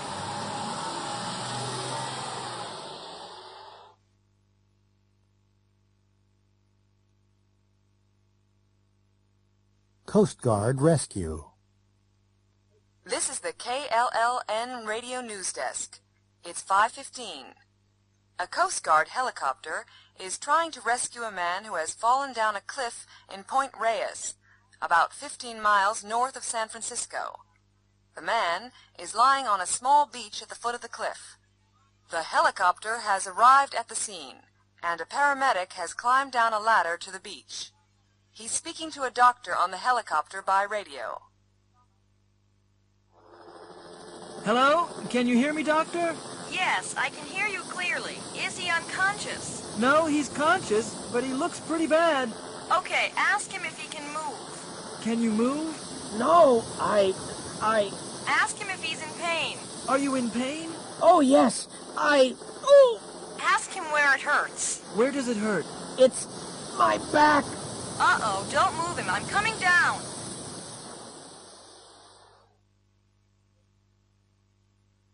Bob Atkinson is the editor of the Daily Sun. He's sending a young reporter, Lois Gold, to interview the singer Duke Williams. Now, I've arranged an interview for 4 o'clock at his hotel. Ask him lots of questions.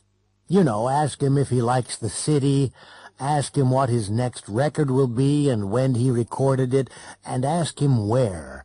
Ask him all the usual questions, but don't ask him how old he is, okay?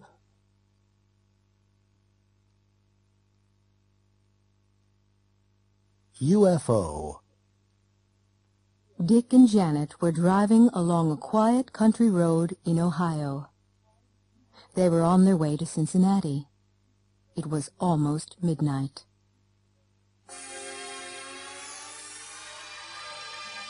Dick, look over there. There's something in the sky. What is it? I don't know what it is. It's probably a plane. I don't think so. It's too big and too bright. You've seen too many movies, Janet. Oh, no. What's the matter? The engine just died. What's happened to it? Well, I don't know what happened. We'll have to find a service station. There's one in the next town. Great, but I don't know if it's open. It's really late.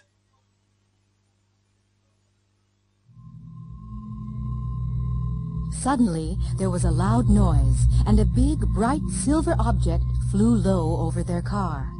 It stopped in midair, turned around, and flew back over their car. Then it went straight up into the sky and disappeared. Wow! What was that? Huh? Don't ask me. I have no idea what it was. Phew. Let's go. We can't. The car won't start. Try it again. That's strange. It's okay now. I wonder why it wasn't working. Do you think it was a UFO? I don't know. I really don't. We should call the police. Do you think they'll believe us?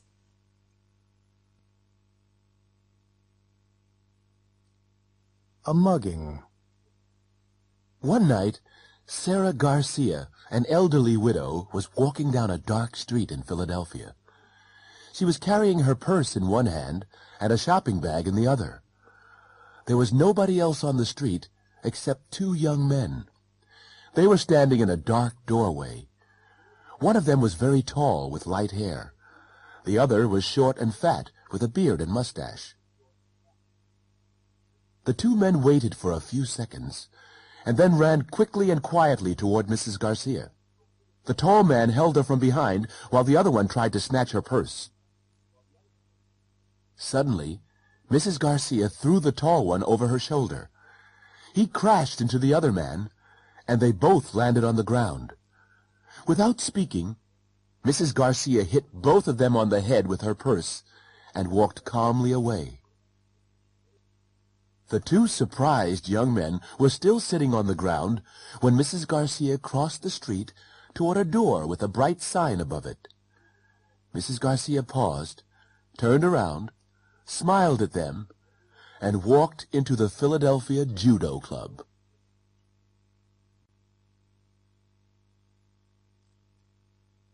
Breakfast Blues.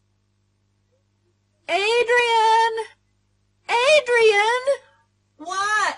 Adrian, come on. It's almost 7 o'clock. Your breakfast's getting cold. All right. I'll be downstairs in a minute. Adrian, you haven't shaved. I know. I'll do it before I go to school. Well, don't forget. And you need a haircut. All right.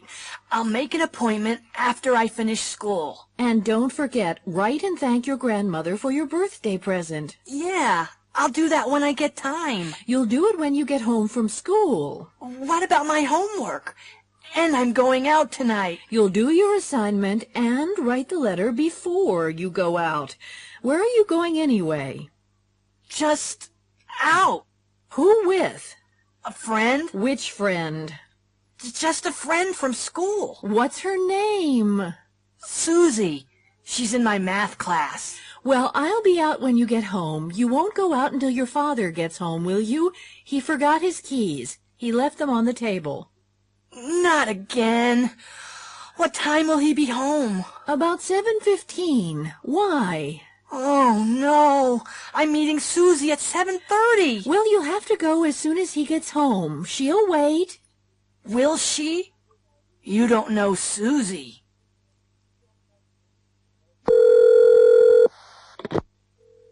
Hello? Hi, Susie. It's me. I'm sorry. Who? It's me, Adrian. Adrian Roth? Oh, hello, Adrian. What's wrong? It's about tonight. I might be late. I'll have to wait until my dad gets home. He forgot his keys. How late? The movie begins at 8 o'clock. Oh, I'll be there before it begins. He'll be home at 7:15. I'll leave as soon as he gets here. What time will you be there? About 10 to 8. Is that okay? All right, but I'm not going to stand outside the movie theater all night. Don't be later than 8 o'clock or I won't be there. Okay. Susie? Are you still there? Susie?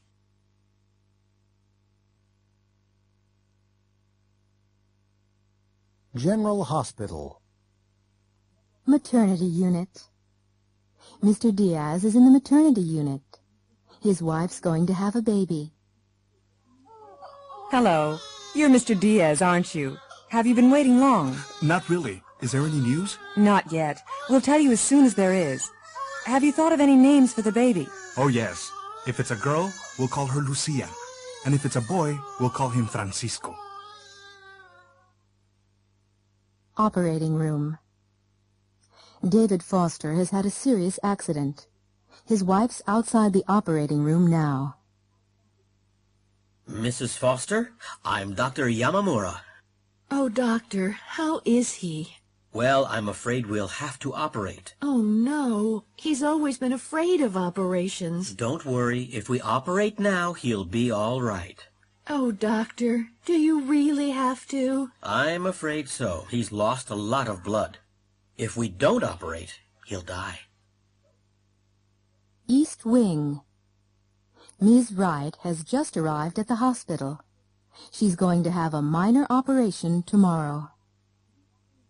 This is your bed, Ms. Wright. Oh, thank you, nurse. Now, get undressed and get into bed. There's a buzzer on the night table. If you press the button, someone will come right away. Oh, I'm sure I won't need anything. Well, don't forget, if you need anything, just press the button. Emergency room. Oh, how did this happen? He was playing soldier and he put the pot over his head. Now it's stuck. Have you tried to get it off? No, I'm afraid of hurting him. Yes. If we pull too hard, we'll hurt him. What are you going to do? Well, if I don't get it off, he won't be able to eat. Oh, no. I'm only joking. If I put some soap on his head, it'll come off easily.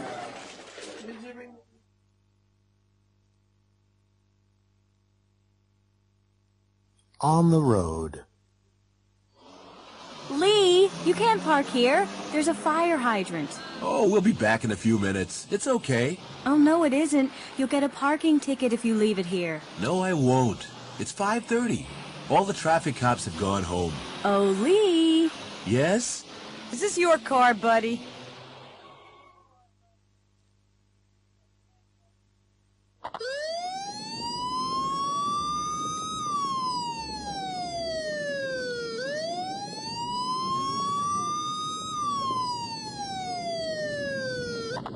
May I see your license? Sure. Oh, I left it at home. In that case, you'll have to come with us to the station. But why? You were speeding, buddy. But I was only doing 35. There's a 30-mile-an-hour speed limit. It's a residential section. Really? I didn't see the sign. We've been following you. So, you were doing 35 too? No. We were doing 60 miles an hour, and we couldn't catch you.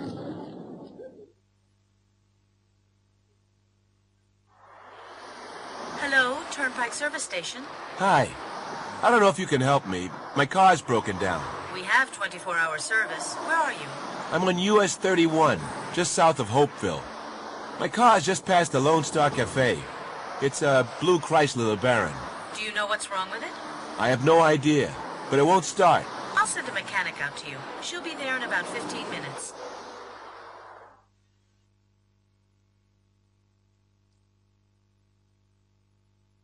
Reservations. Glory Inn, Atlanta.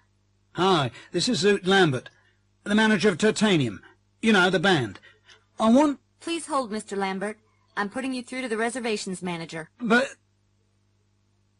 Mr. Lambert, this is Lauren Perry, the hotel manager. Oh, yeah? Well, I need 5 rooms for Friday night. That's the 15th. I want the best rooms in the hotel. Sorry, I'm afraid I cannot accept your reservation. Now look, we always stay at the Glory Inn. I know that, sir. Last time you were here, we had a number of complaints from other guests. You mean they don't like long-haired rock musicians? That's not the problem, sir. The band used bad language in the coffee shop and threw 2 TV sets into the pool. Yeah. Well, they'll be more careful this time. I'm afraid that's not all, sir. You haven't paid the account for the last time yet. I'll put a check in the mail. Please do. So, what about our reservation for Friday? I'll answer that very simply, sir. No way!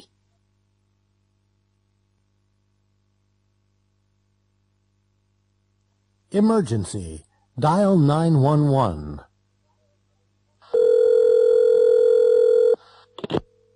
Operator 366. I've just seen 2 cars crash into an armored truck. I think it's a robbery. Where? Just outside the factory gates. What factory? McManus Forge Company on Old Selma Road. The first police car got to the factory 3 minutes later, but it was too late. The robbers had gone. They had knocked out one of the security guards and shot the other. Both guards were lying on the ground near the armored truck. The thieves had taken the payroll for the factory. The police called an ambulance for the guards and questioned 3 people who had seen the robbery.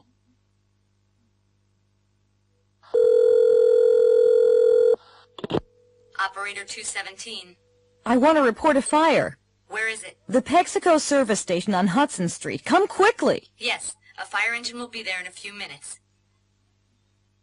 The fire engine got to the service station just in time. The convenience store in the station was burning. Fortunately, the fire hadn't reached the gas pumps and hadn't spread to the neighboring buildings. The firefighters were able to put it out quickly. The fire had started in the office. Someone had thrown a lit cigarette into a waste paper basket.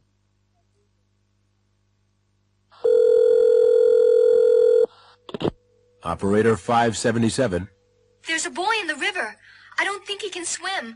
I can see him from my window. In the river? Where? Oh, I'm sorry. Near Key Bridge, the Washington end of the bridge. I'll send a paramedic ambulance right away.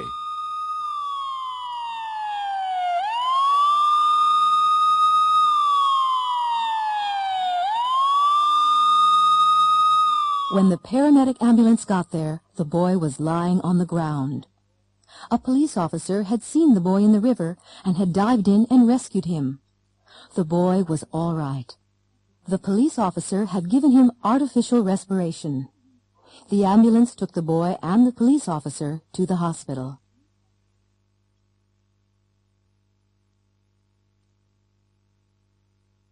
Embarrassing experiences.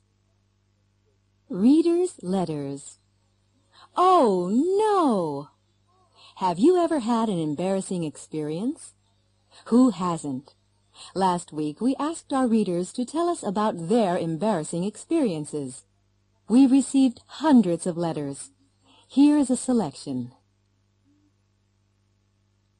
A smart teacher. My most embarrassing experience happened when I had just finished college. I had just started teaching at a high school in Denver. One morning, my alarm clock didn't go off. I had forgotten to set it. I woke up at 8 o'clock, and school started at 8:30. Quickly, I washed, shaved, dressed, jumped in my car, and drove to school. When I got there, classes had already started. I didn't go to the office or the teacher's room, but went straight into my first period class. After 2 or 3 minutes, the students started laughing, and I couldn't understand why. Suddenly, I looked down and understood. I had put on one black shoe and one brown shoe.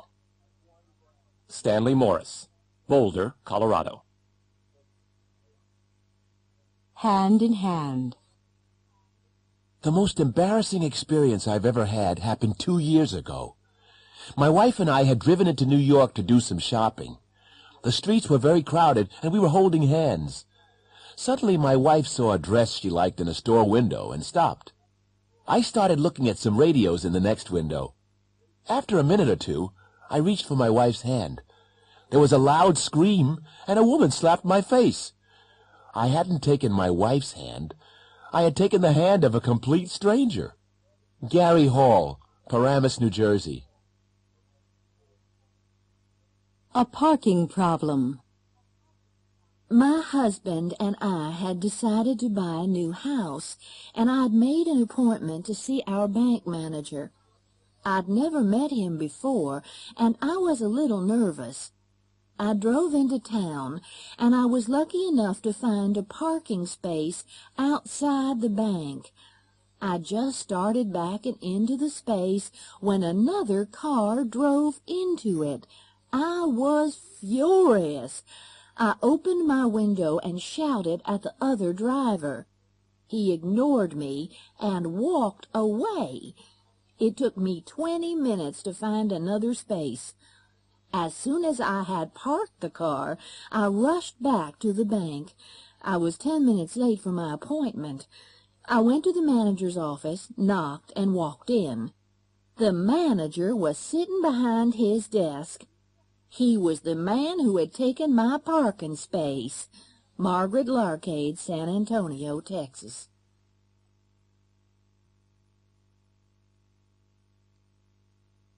A ghost story. Doug and Kay are staying in an old house on Cape Cod. It belongs to Doug's uncle, and they've borrowed it for the weekend. They arrived an hour or two ago, and they're sitting in front of a fire in the living room downstairs. Oh, Doug, this house is fantastic. I love old houses. There's a ghost here, you know. Doug, don't be silly. Are you trying to scare me? No, I've been coming here for years. We used to stay here when I was a kid.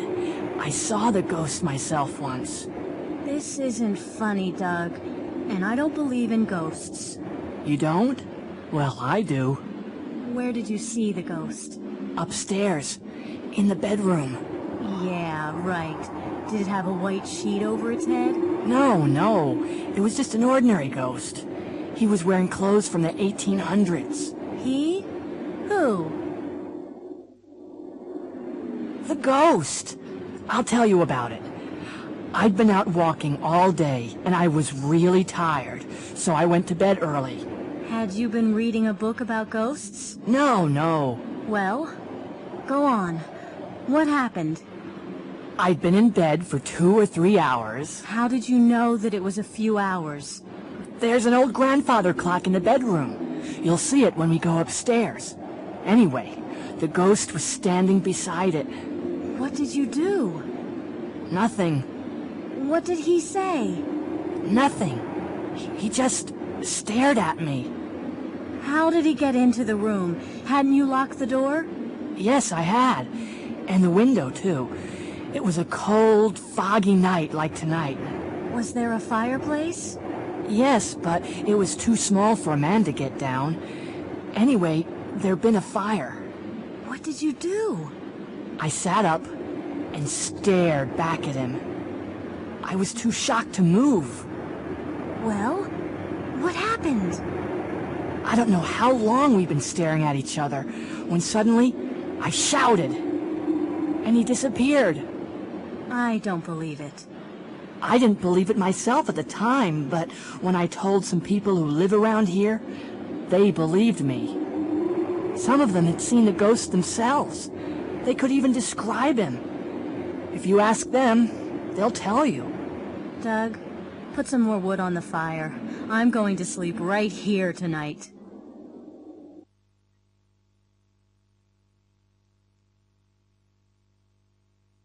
Buying a present. In a record store. Excuse me, I'm trying to find Rat Run Rat by Please Be Funky. It's their latest single. Oh, right. It's number 9 this week. CD or cassette? CD. It's right here. Thanks. And do you have the new album by Titanium yet? Heavy Metal Murder? Oh, sure, we have that. It's great. You'll love it. Oh, it's not for me. It's for my grandmother. It's a birthday present. In a jewelry store. I'm trying to find a Christmas present for my wife.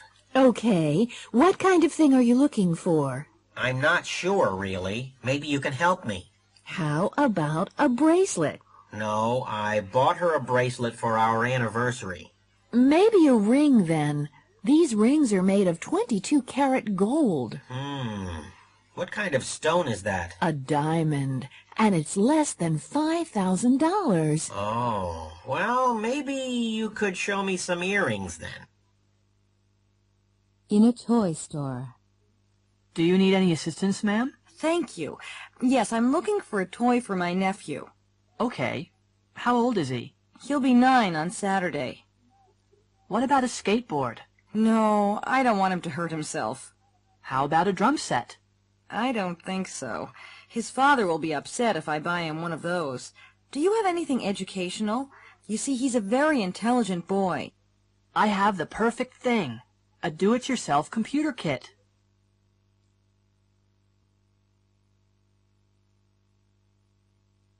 Where is it made?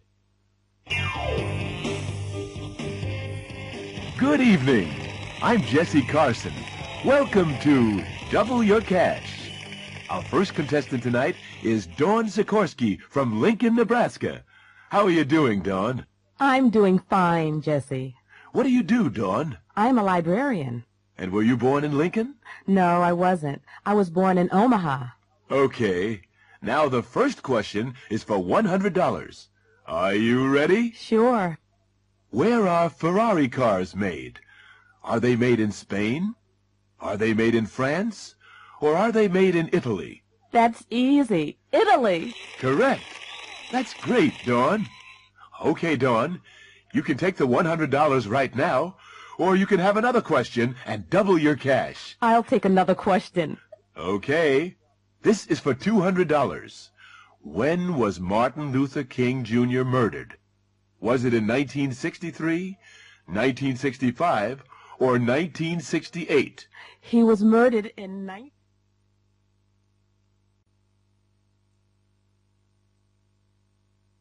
A real bargain. Donna Wu is looking for a new house. She's with the realtor now. Well, Ms. Wu, this is the house that I told you about. 341 Sun Lake Drive. The owners are away, but I have the keys. When was it built? It was built in 1936. Who built it? I have no idea. Is it important? No, I guess not. Is that a new roof? It looks new. It's pretty new. It was put on 2 years ago.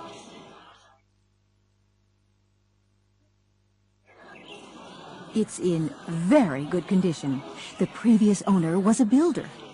I'm worried about the electrical wiring. Has it been rewired? Yes, it has. Oh? When was that done? 5 years ago.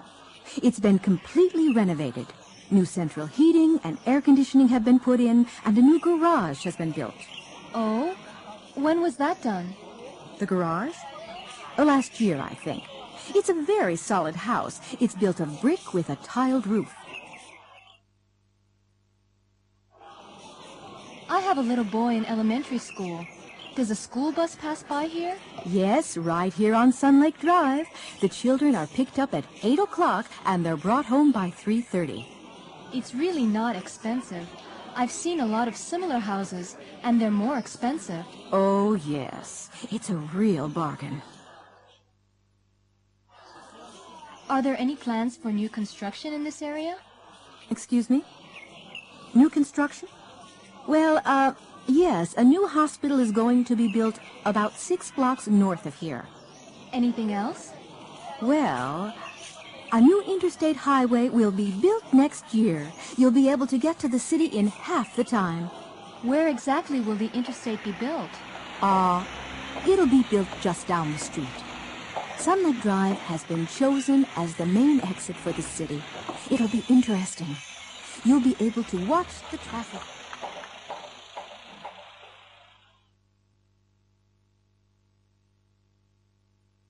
The 6 o'clock report. Good evening. This is Rose Ann Silvernail with the 6 o'clock report from WBTV Baltimore. Our top story tonight. Alan Wolfe, the great plane robber, has been caught in Costa Rica. He was arrested in a San Jose nightclub. He is being questioned at local police headquarters, and he will probably be sent back here to Baltimore. In 1992, Wolfe was sentenced to 40 years in prison for his part in the great plane robbery at Baltimore-Washington International Airport. He escaped from the Maryland State Penitentiary in April. Since then, he has been seen in 10 different countries. Another tragedy in the music world. Jerry Henderson, the lead guitarist of the rock group The Rats, is dead. He was found unconscious in his room at the Baltimore Glory Inn early this morning. Henderson was rushed to the Johns Hopkins University Hospital, but doctors were unable to save his life. A number of bottles which had been found in his room were taken away by the police. The painting Iris Morning by Penoir was stolen last night from the Baltimore Museum of Art. The painting, which is worth over $5 million, had been given to the museum in 1993. It hasn't been found yet, and all area airports, highways, and train stations are being watched. All vans and trucks are being searched. A reward of $50,000 has been offered for information. And finally, Jumbo, the elephant that escaped from the Baltimore Zoo this afternoon, has been caught. Jumbo was chased across Druid Hills Park and was finally captured at a hot dog stand near the park's main gate. Jumbo had not been fed and was trying to take bread rolls from the stand. A tranquilizer gun was used, and Jumbo was loaded onto a truck and was taken back to the zoo. At the zoo, he was examined by the zoo veterinarian. Fortunately, no damage had been done, and Jumbo will be returned to the elephant house tomorrow.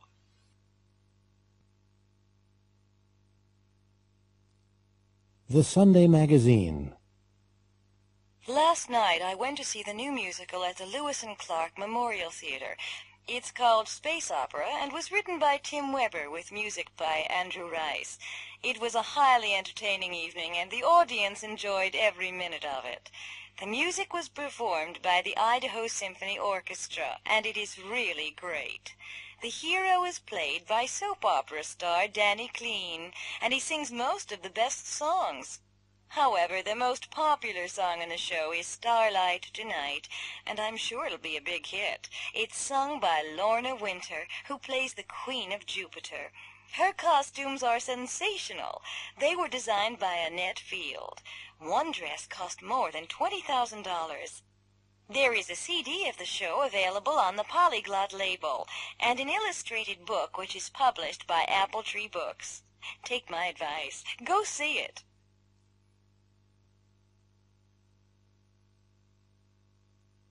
Elvis Presley, Story of a Superstar.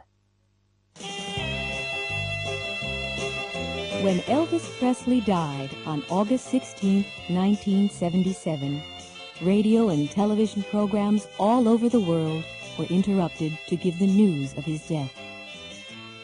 President Carter said, "Elvis Presley changed the face of American popular culture. He was unique and irreplaceable." 80,000 people attended his funeral, and Elvis Presley movies were shown on television, and his records were played on the radio all day. In the year after his death, 100 million Presley albums were sold. Elvis Presley was born on January 8, 1935, in Tupelo, Mississippi. His twin brother died at birth. His parents were very poor, and Elvis never had music lessons, but Elvis regularly sang at church services. In 1948, when he was 13, his family moved to Memphis, Tennessee. Elvis left school in 1953 and got a job as a truck driver. In the summer of 1953, Elvis paid $4 and recorded 2 songs for his mother's birthday at Sun Records studio. Sam Phillips, the owner, heard Elvis and asked him to record That's All Right in July 1954. 20,000 copies were sold, mainly in and around Memphis.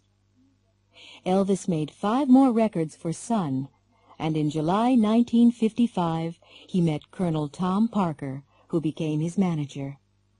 Parker sold Elvis's contract to RCA Records. Elvis immediately bought a pink Cadillac for his mother.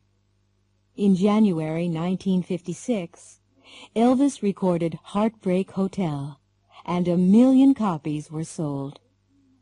In the next 14 months, he made another 14 records, and they were all big hits. In 1956, he also made his first movie in Hollywood, Love Me Tender.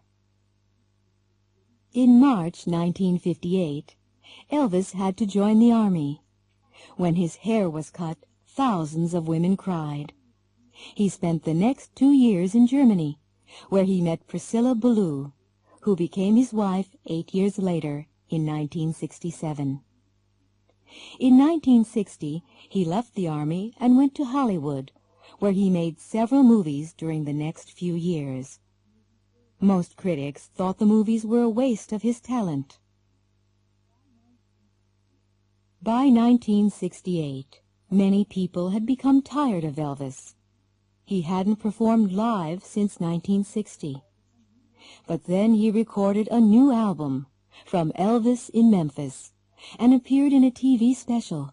He became popular again and went to Las Vegas, where he was paid $750,000 for 4 weeks. In 1972, Priscilla left him, and they were divorced in October 1973. The next few years were spent doing concert tours. Elvis died at home of a heart attack. He had been eating and drinking too much for several years. He left all his money to his only daughter, Lisa Marie Presley. Since his death, Elvis has sold more records than during his lifetime. He has become a legendary figure, and every year there are rumors that he is still alive. In 1993, Elvis was the first rock musician to be featured on a U.S. postage stamp. People were asked to vote. Did they want a picture of the young 1956 Elvis or of the Elvis of the Las Vegas shows? You can see how they voted.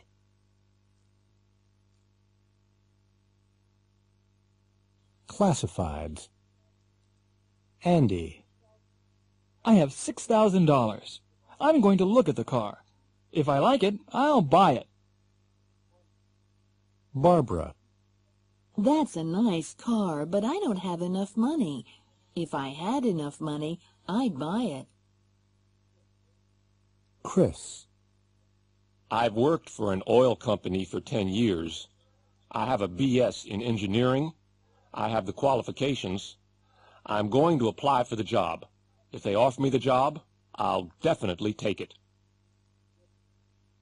Dave. I like that job, but I can't apply for it. I don't have the qualifications. If I had the qualifications, I'd apply for it. Floyd. I'm a mechanic, and I know a lot about cars. I have a current driver's license and enough money. If they ask me, I'll go with them. Tom. I have $4,000 and a current driver's license, but I know very little about cars. If I knew something about cars, I'd go with them. Jessica. I am a native speaker of English. I can read and write Spanish. I'll apply for the job. If I get it, I'll have to move to New Jersey. Helen. I am a native speaker of English, but I can't read or write Spanish. If I could read and write Spanish, I would apply for the job. Darlene. I'm 19 and I'm interested in the job. I'll get more information if I call. If the salary's good, I'll apply. Jack. I'm interested in the job, but I'm too young. I'm only 17. If I were older, I'd apply.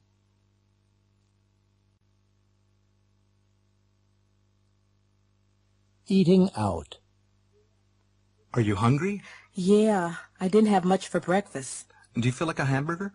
Okay, I'll have a big Greg, but no fries for me. Anything to drink?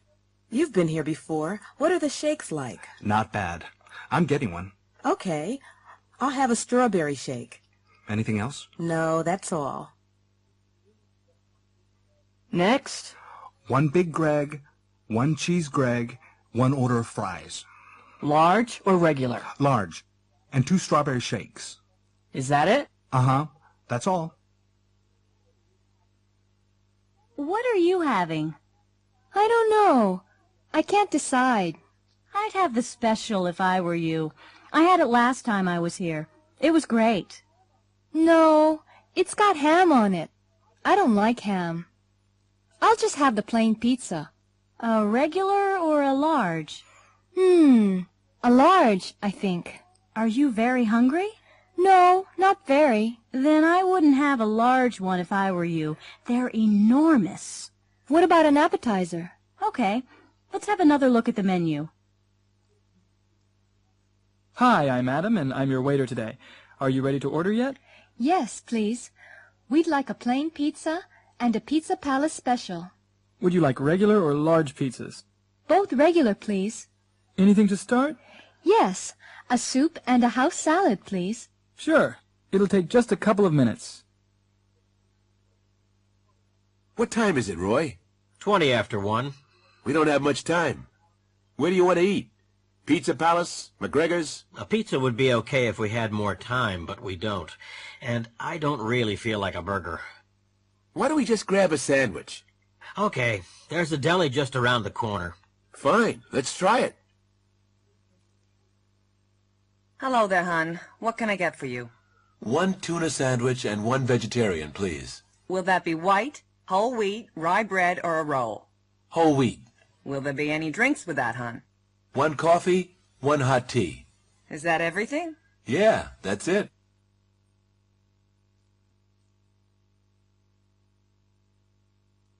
Offshore oil. On tonight's edition of Mississippi Magazine, we'll look at offshore oil in the Gulf of Mexico. Oil was first discovered in the Gulf of Mexico in the 1930s. Since then, more oil has been found off the coasts of Florida, Alabama, Mississippi, Louisiana, and Texas. More money is being brought into the state of Mississippi from offshore drilling leases. We aren't going to become very rich, but we must decide how to spend the revenue from oil. We took our TV cameras into the streets to ask people their opinion. Our question was, if you were the governor of Mississippi, what would you do with the money? Well, of course, I'm not the governor, but if I were, I'd spend the money on more hospitals and schools. We need more doctors, nurses, and teachers. We don't have enough good teachers. If salaries were higher, we could keep better teachers. And there aren't enough doctors and nurses either because the medical schools are too small. If they were bigger, we would have more doctors and nurses. Money that is spent now on education and health is an investment for the future. I think the answer is simple. Taxes are too high in this country. I would reduce state taxes.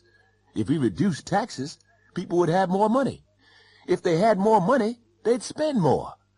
Industry would have to produce more, so it would need more workers. There would be more jobs, and we would all be richer. I'm very worried about the economy. There aren't enough jobs for everyone, and people with jobs aren't making enough money. If I were governor, I'd help low-income families pay their heating and electric bills. I'd encourage farmers to produce more food more cheaply. I'd bring more industry into the state. If we did that, everybody would benefit, wouldn't they? There's one thing that makes me happy. I'm glad the money stays in Mississippi. The federal government would spend it on more tanks and bombs. There's too much crime and violence nowadays. There aren't enough police officers on the streets. I'd give cities money to increase the size of their police forces, and I'd raise their salaries. If we had more police officers, we'd all feel safer. And I'd increase the benefits for senior citizens. I've worked hard all my life, and I should have a reasonable standard of living.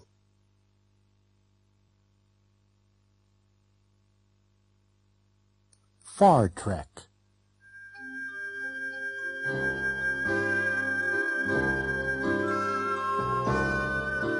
These are the voyages of the Starship Interface, its 50-year mission, to boldly go where no one has gone before.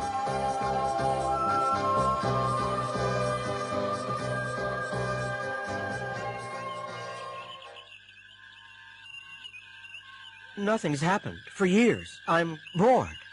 Captain Kurt, there's a planet on the screen. Look! What's that, Mr. Pseudo? It looks like a Crinklon spaceship. The planet will be destroyed.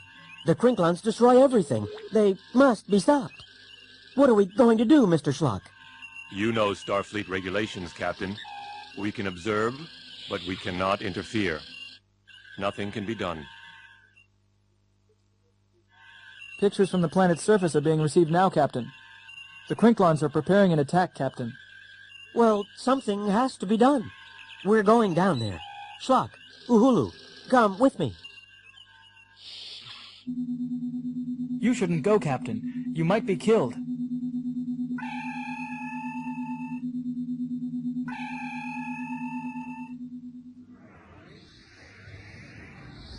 But where are the people? This doesn't look like the same place.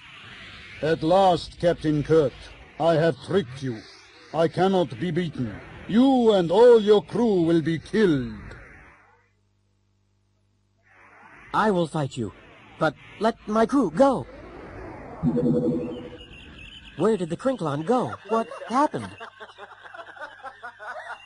Nothing happened, Captain. You were bored. You needed to be entertained. We turned on the artificial reality machine. It was all a dream.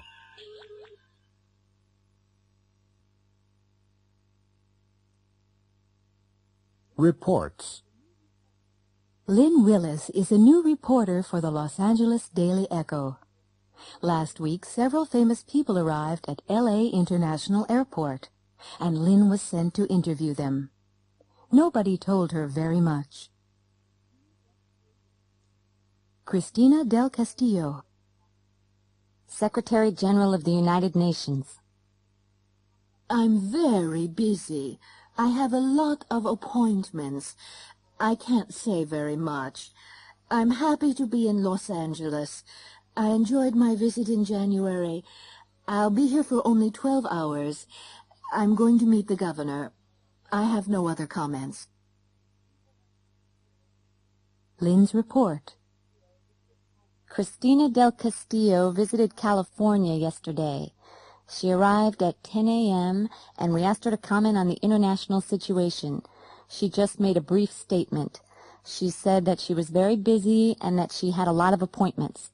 She said she couldn't say very much, but she said that she was happy to be here and that she had enjoyed her visit in January. She said she would be here for only 12 hours and that she was going to meet the governor. She said she had no other comments. Ivan Neistat, European movie director. I like newspaper reporters, but I don't have time to say much. Just that I'm working at Global Studios in Hollywood. I haven't worked in Hollywood before. I've heard bad things about Hollywood movies in the past, but I can work with the people at Global. It's the best studio in the world, and I'm the greatest director in the world. My new movie will cost $80 million. Lynn's report. Academy Award winner Ivan Neistat arrived in L.A. yesterday. Ivan was in a hurry. He said he liked newspaper reporters, but that he didn't have time to say much. He said that he was working at Global Studios in Hollywood. Ivan said that he hadn't worked in Hollywood before, and that he had heard bad things about Hollywood movies in the past. He said that he could work with the people at Global. He said that it was the best studio in the world, and that he was the greatest director. He also said that his new movie would cost $80 million.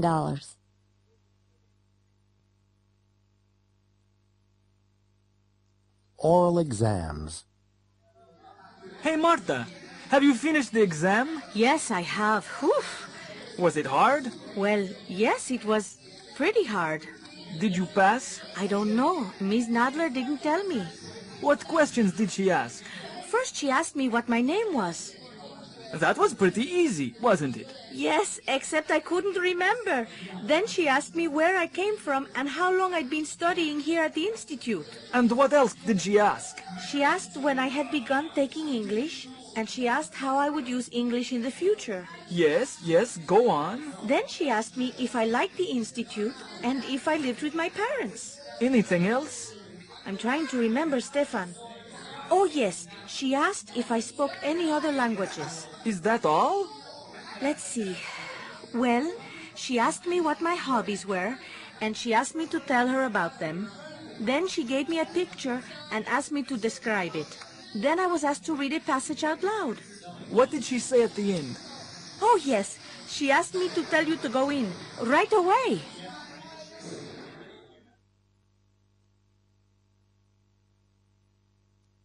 But you said... Hello, can I help you?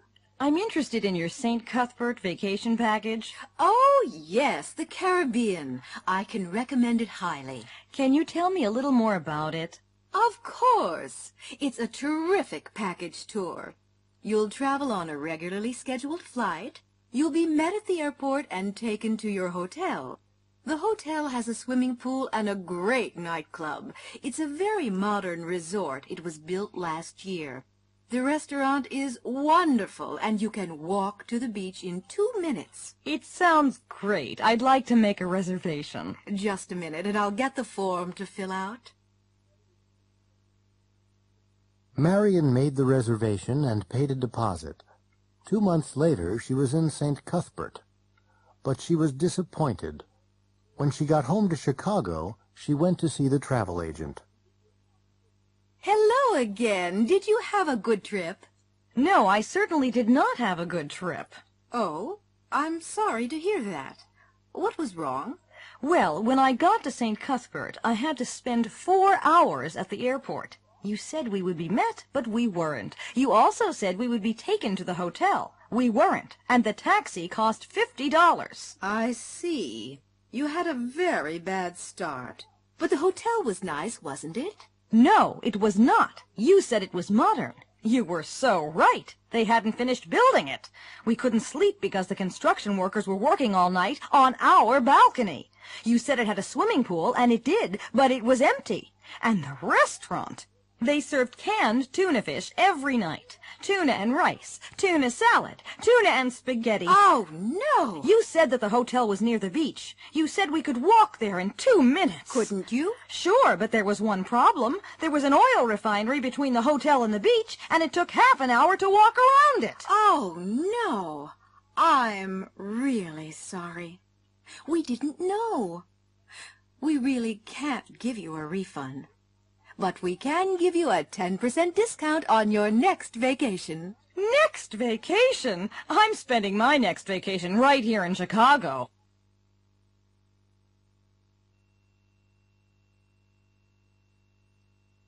Having things done. I'm sorry I'm late. I couldn't get the car started this morning. Winter's almost here. The engine was probably cold. It needs a complete tune-up. But garages are so expensive nowadays. Can't you do it yourself? Who? Me? I don't know anything about cars. Well, if I were you, I'd have it done soon. The garage that I use is very reasonable. And have the radiator filled with antifreeze. They say it's going to be a cold winter.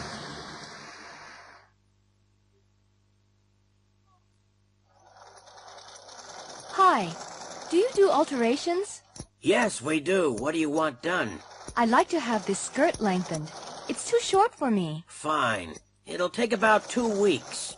And at the same time, I want to have this dress shortened. It's a little too long. Okay. Would you mind putting on the skirt first? You can change in there. Hello. Can I make an appointment to see the optometrist? Sure. Would next Friday be okay? At 3 o'clock? Do you have an earlier appointment? No, I'm sorry. That's the earliest. Well, that'll be okay then. I want to have my eyes tested. I think I need new glasses. Bye. Bye. Oh, be careful. That isn't the door. It's a window. What? Oh, yes, it is a window. Do you see my problem?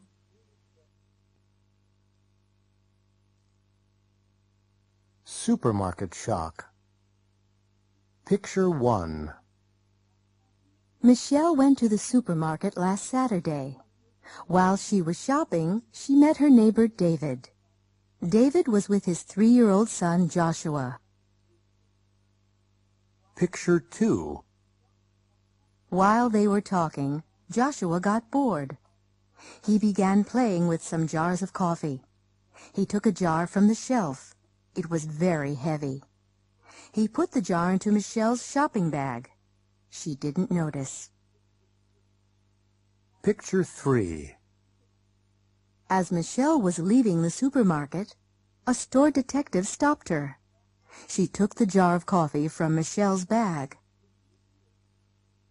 Picture 4. The manager was very angry. There had been a lot of trouble with shoplifters recently. I'm sorry, but I have to call the police. Oh, no. It's all a terrible mistake. Now I remember. I was talking to my neighbor. His name's David Samuels. Anyway, his little boy Joshua was with him. You see, Josh was playing with some jars of coffee. He was bored, I guess. David asked him what he was doing. I remember. Then I left them and I did the rest of my shopping. I paid for my groceries and went out into the parking lot. The store detective stopped me there. That's it. Josh put the coffee in my bag. I'm sure that's the answer. I'm sorry. I really don't believe you. Michelle, the cashier told me you were in here. I've just been speaking with Josh. He said that he put a jar in your bag. Who are you? I'm Michelle's neighbor. Look, I can explain everything.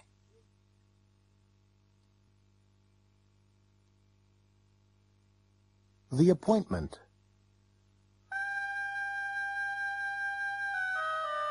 Once upon a time, there was a rich caliph in Baghdad. He was very famous because he was wise and kind. One morning, he sent his servant Abdul to the market to buy some fruit. As Abdul was walking through the market, he suddenly felt very cold. He knew that somebody was behind him. He turned around and saw a tall man dressed in black. He couldn't see the man's face, only his eyes. The man was staring at him, and Abdul began to shiver. "Who are you? What do you want?" Abdul asked. The man in black didn't reply. "What's your name?" Abdul asked nervously. "I am Death," the stranger replied coldly, and turned away. Abdul dropped his basket and ran all the way back to the caliph's house. He rushed into the caliph's room. "Excuse me, master. I have to leave Baghdad immediately," Abdul said. "But why? What's happened?" the caliph asked. "I just met Death in the market," Abdul replied. "Are you sure?" asked the caliph. "Yes, I'm sure. He was dressed in black, and he stared at me. I'm going to my father's house in Samara. If I go at once, I'll be there before sunset." The caliph could see that Abdul was terrified, and gave him permission to go to Samara. The caliph was puzzled. He was fond of Abdul, and he was angry because Abdul had been badly frightened by the stranger in the market. He decided to go to the market and investigate. When he found the man in black, he spoke to him angrily. "Why did you frighten my servant?" "Who is your servant?" the stranger replied. "His name is Abdul," answered the caliph. "I didn't want to frighten him. I was just surprised to see him in Baghdad." "Why were you surprised?" the caliph asked. "I was surprised because I have an appointment with him tonight in Samara."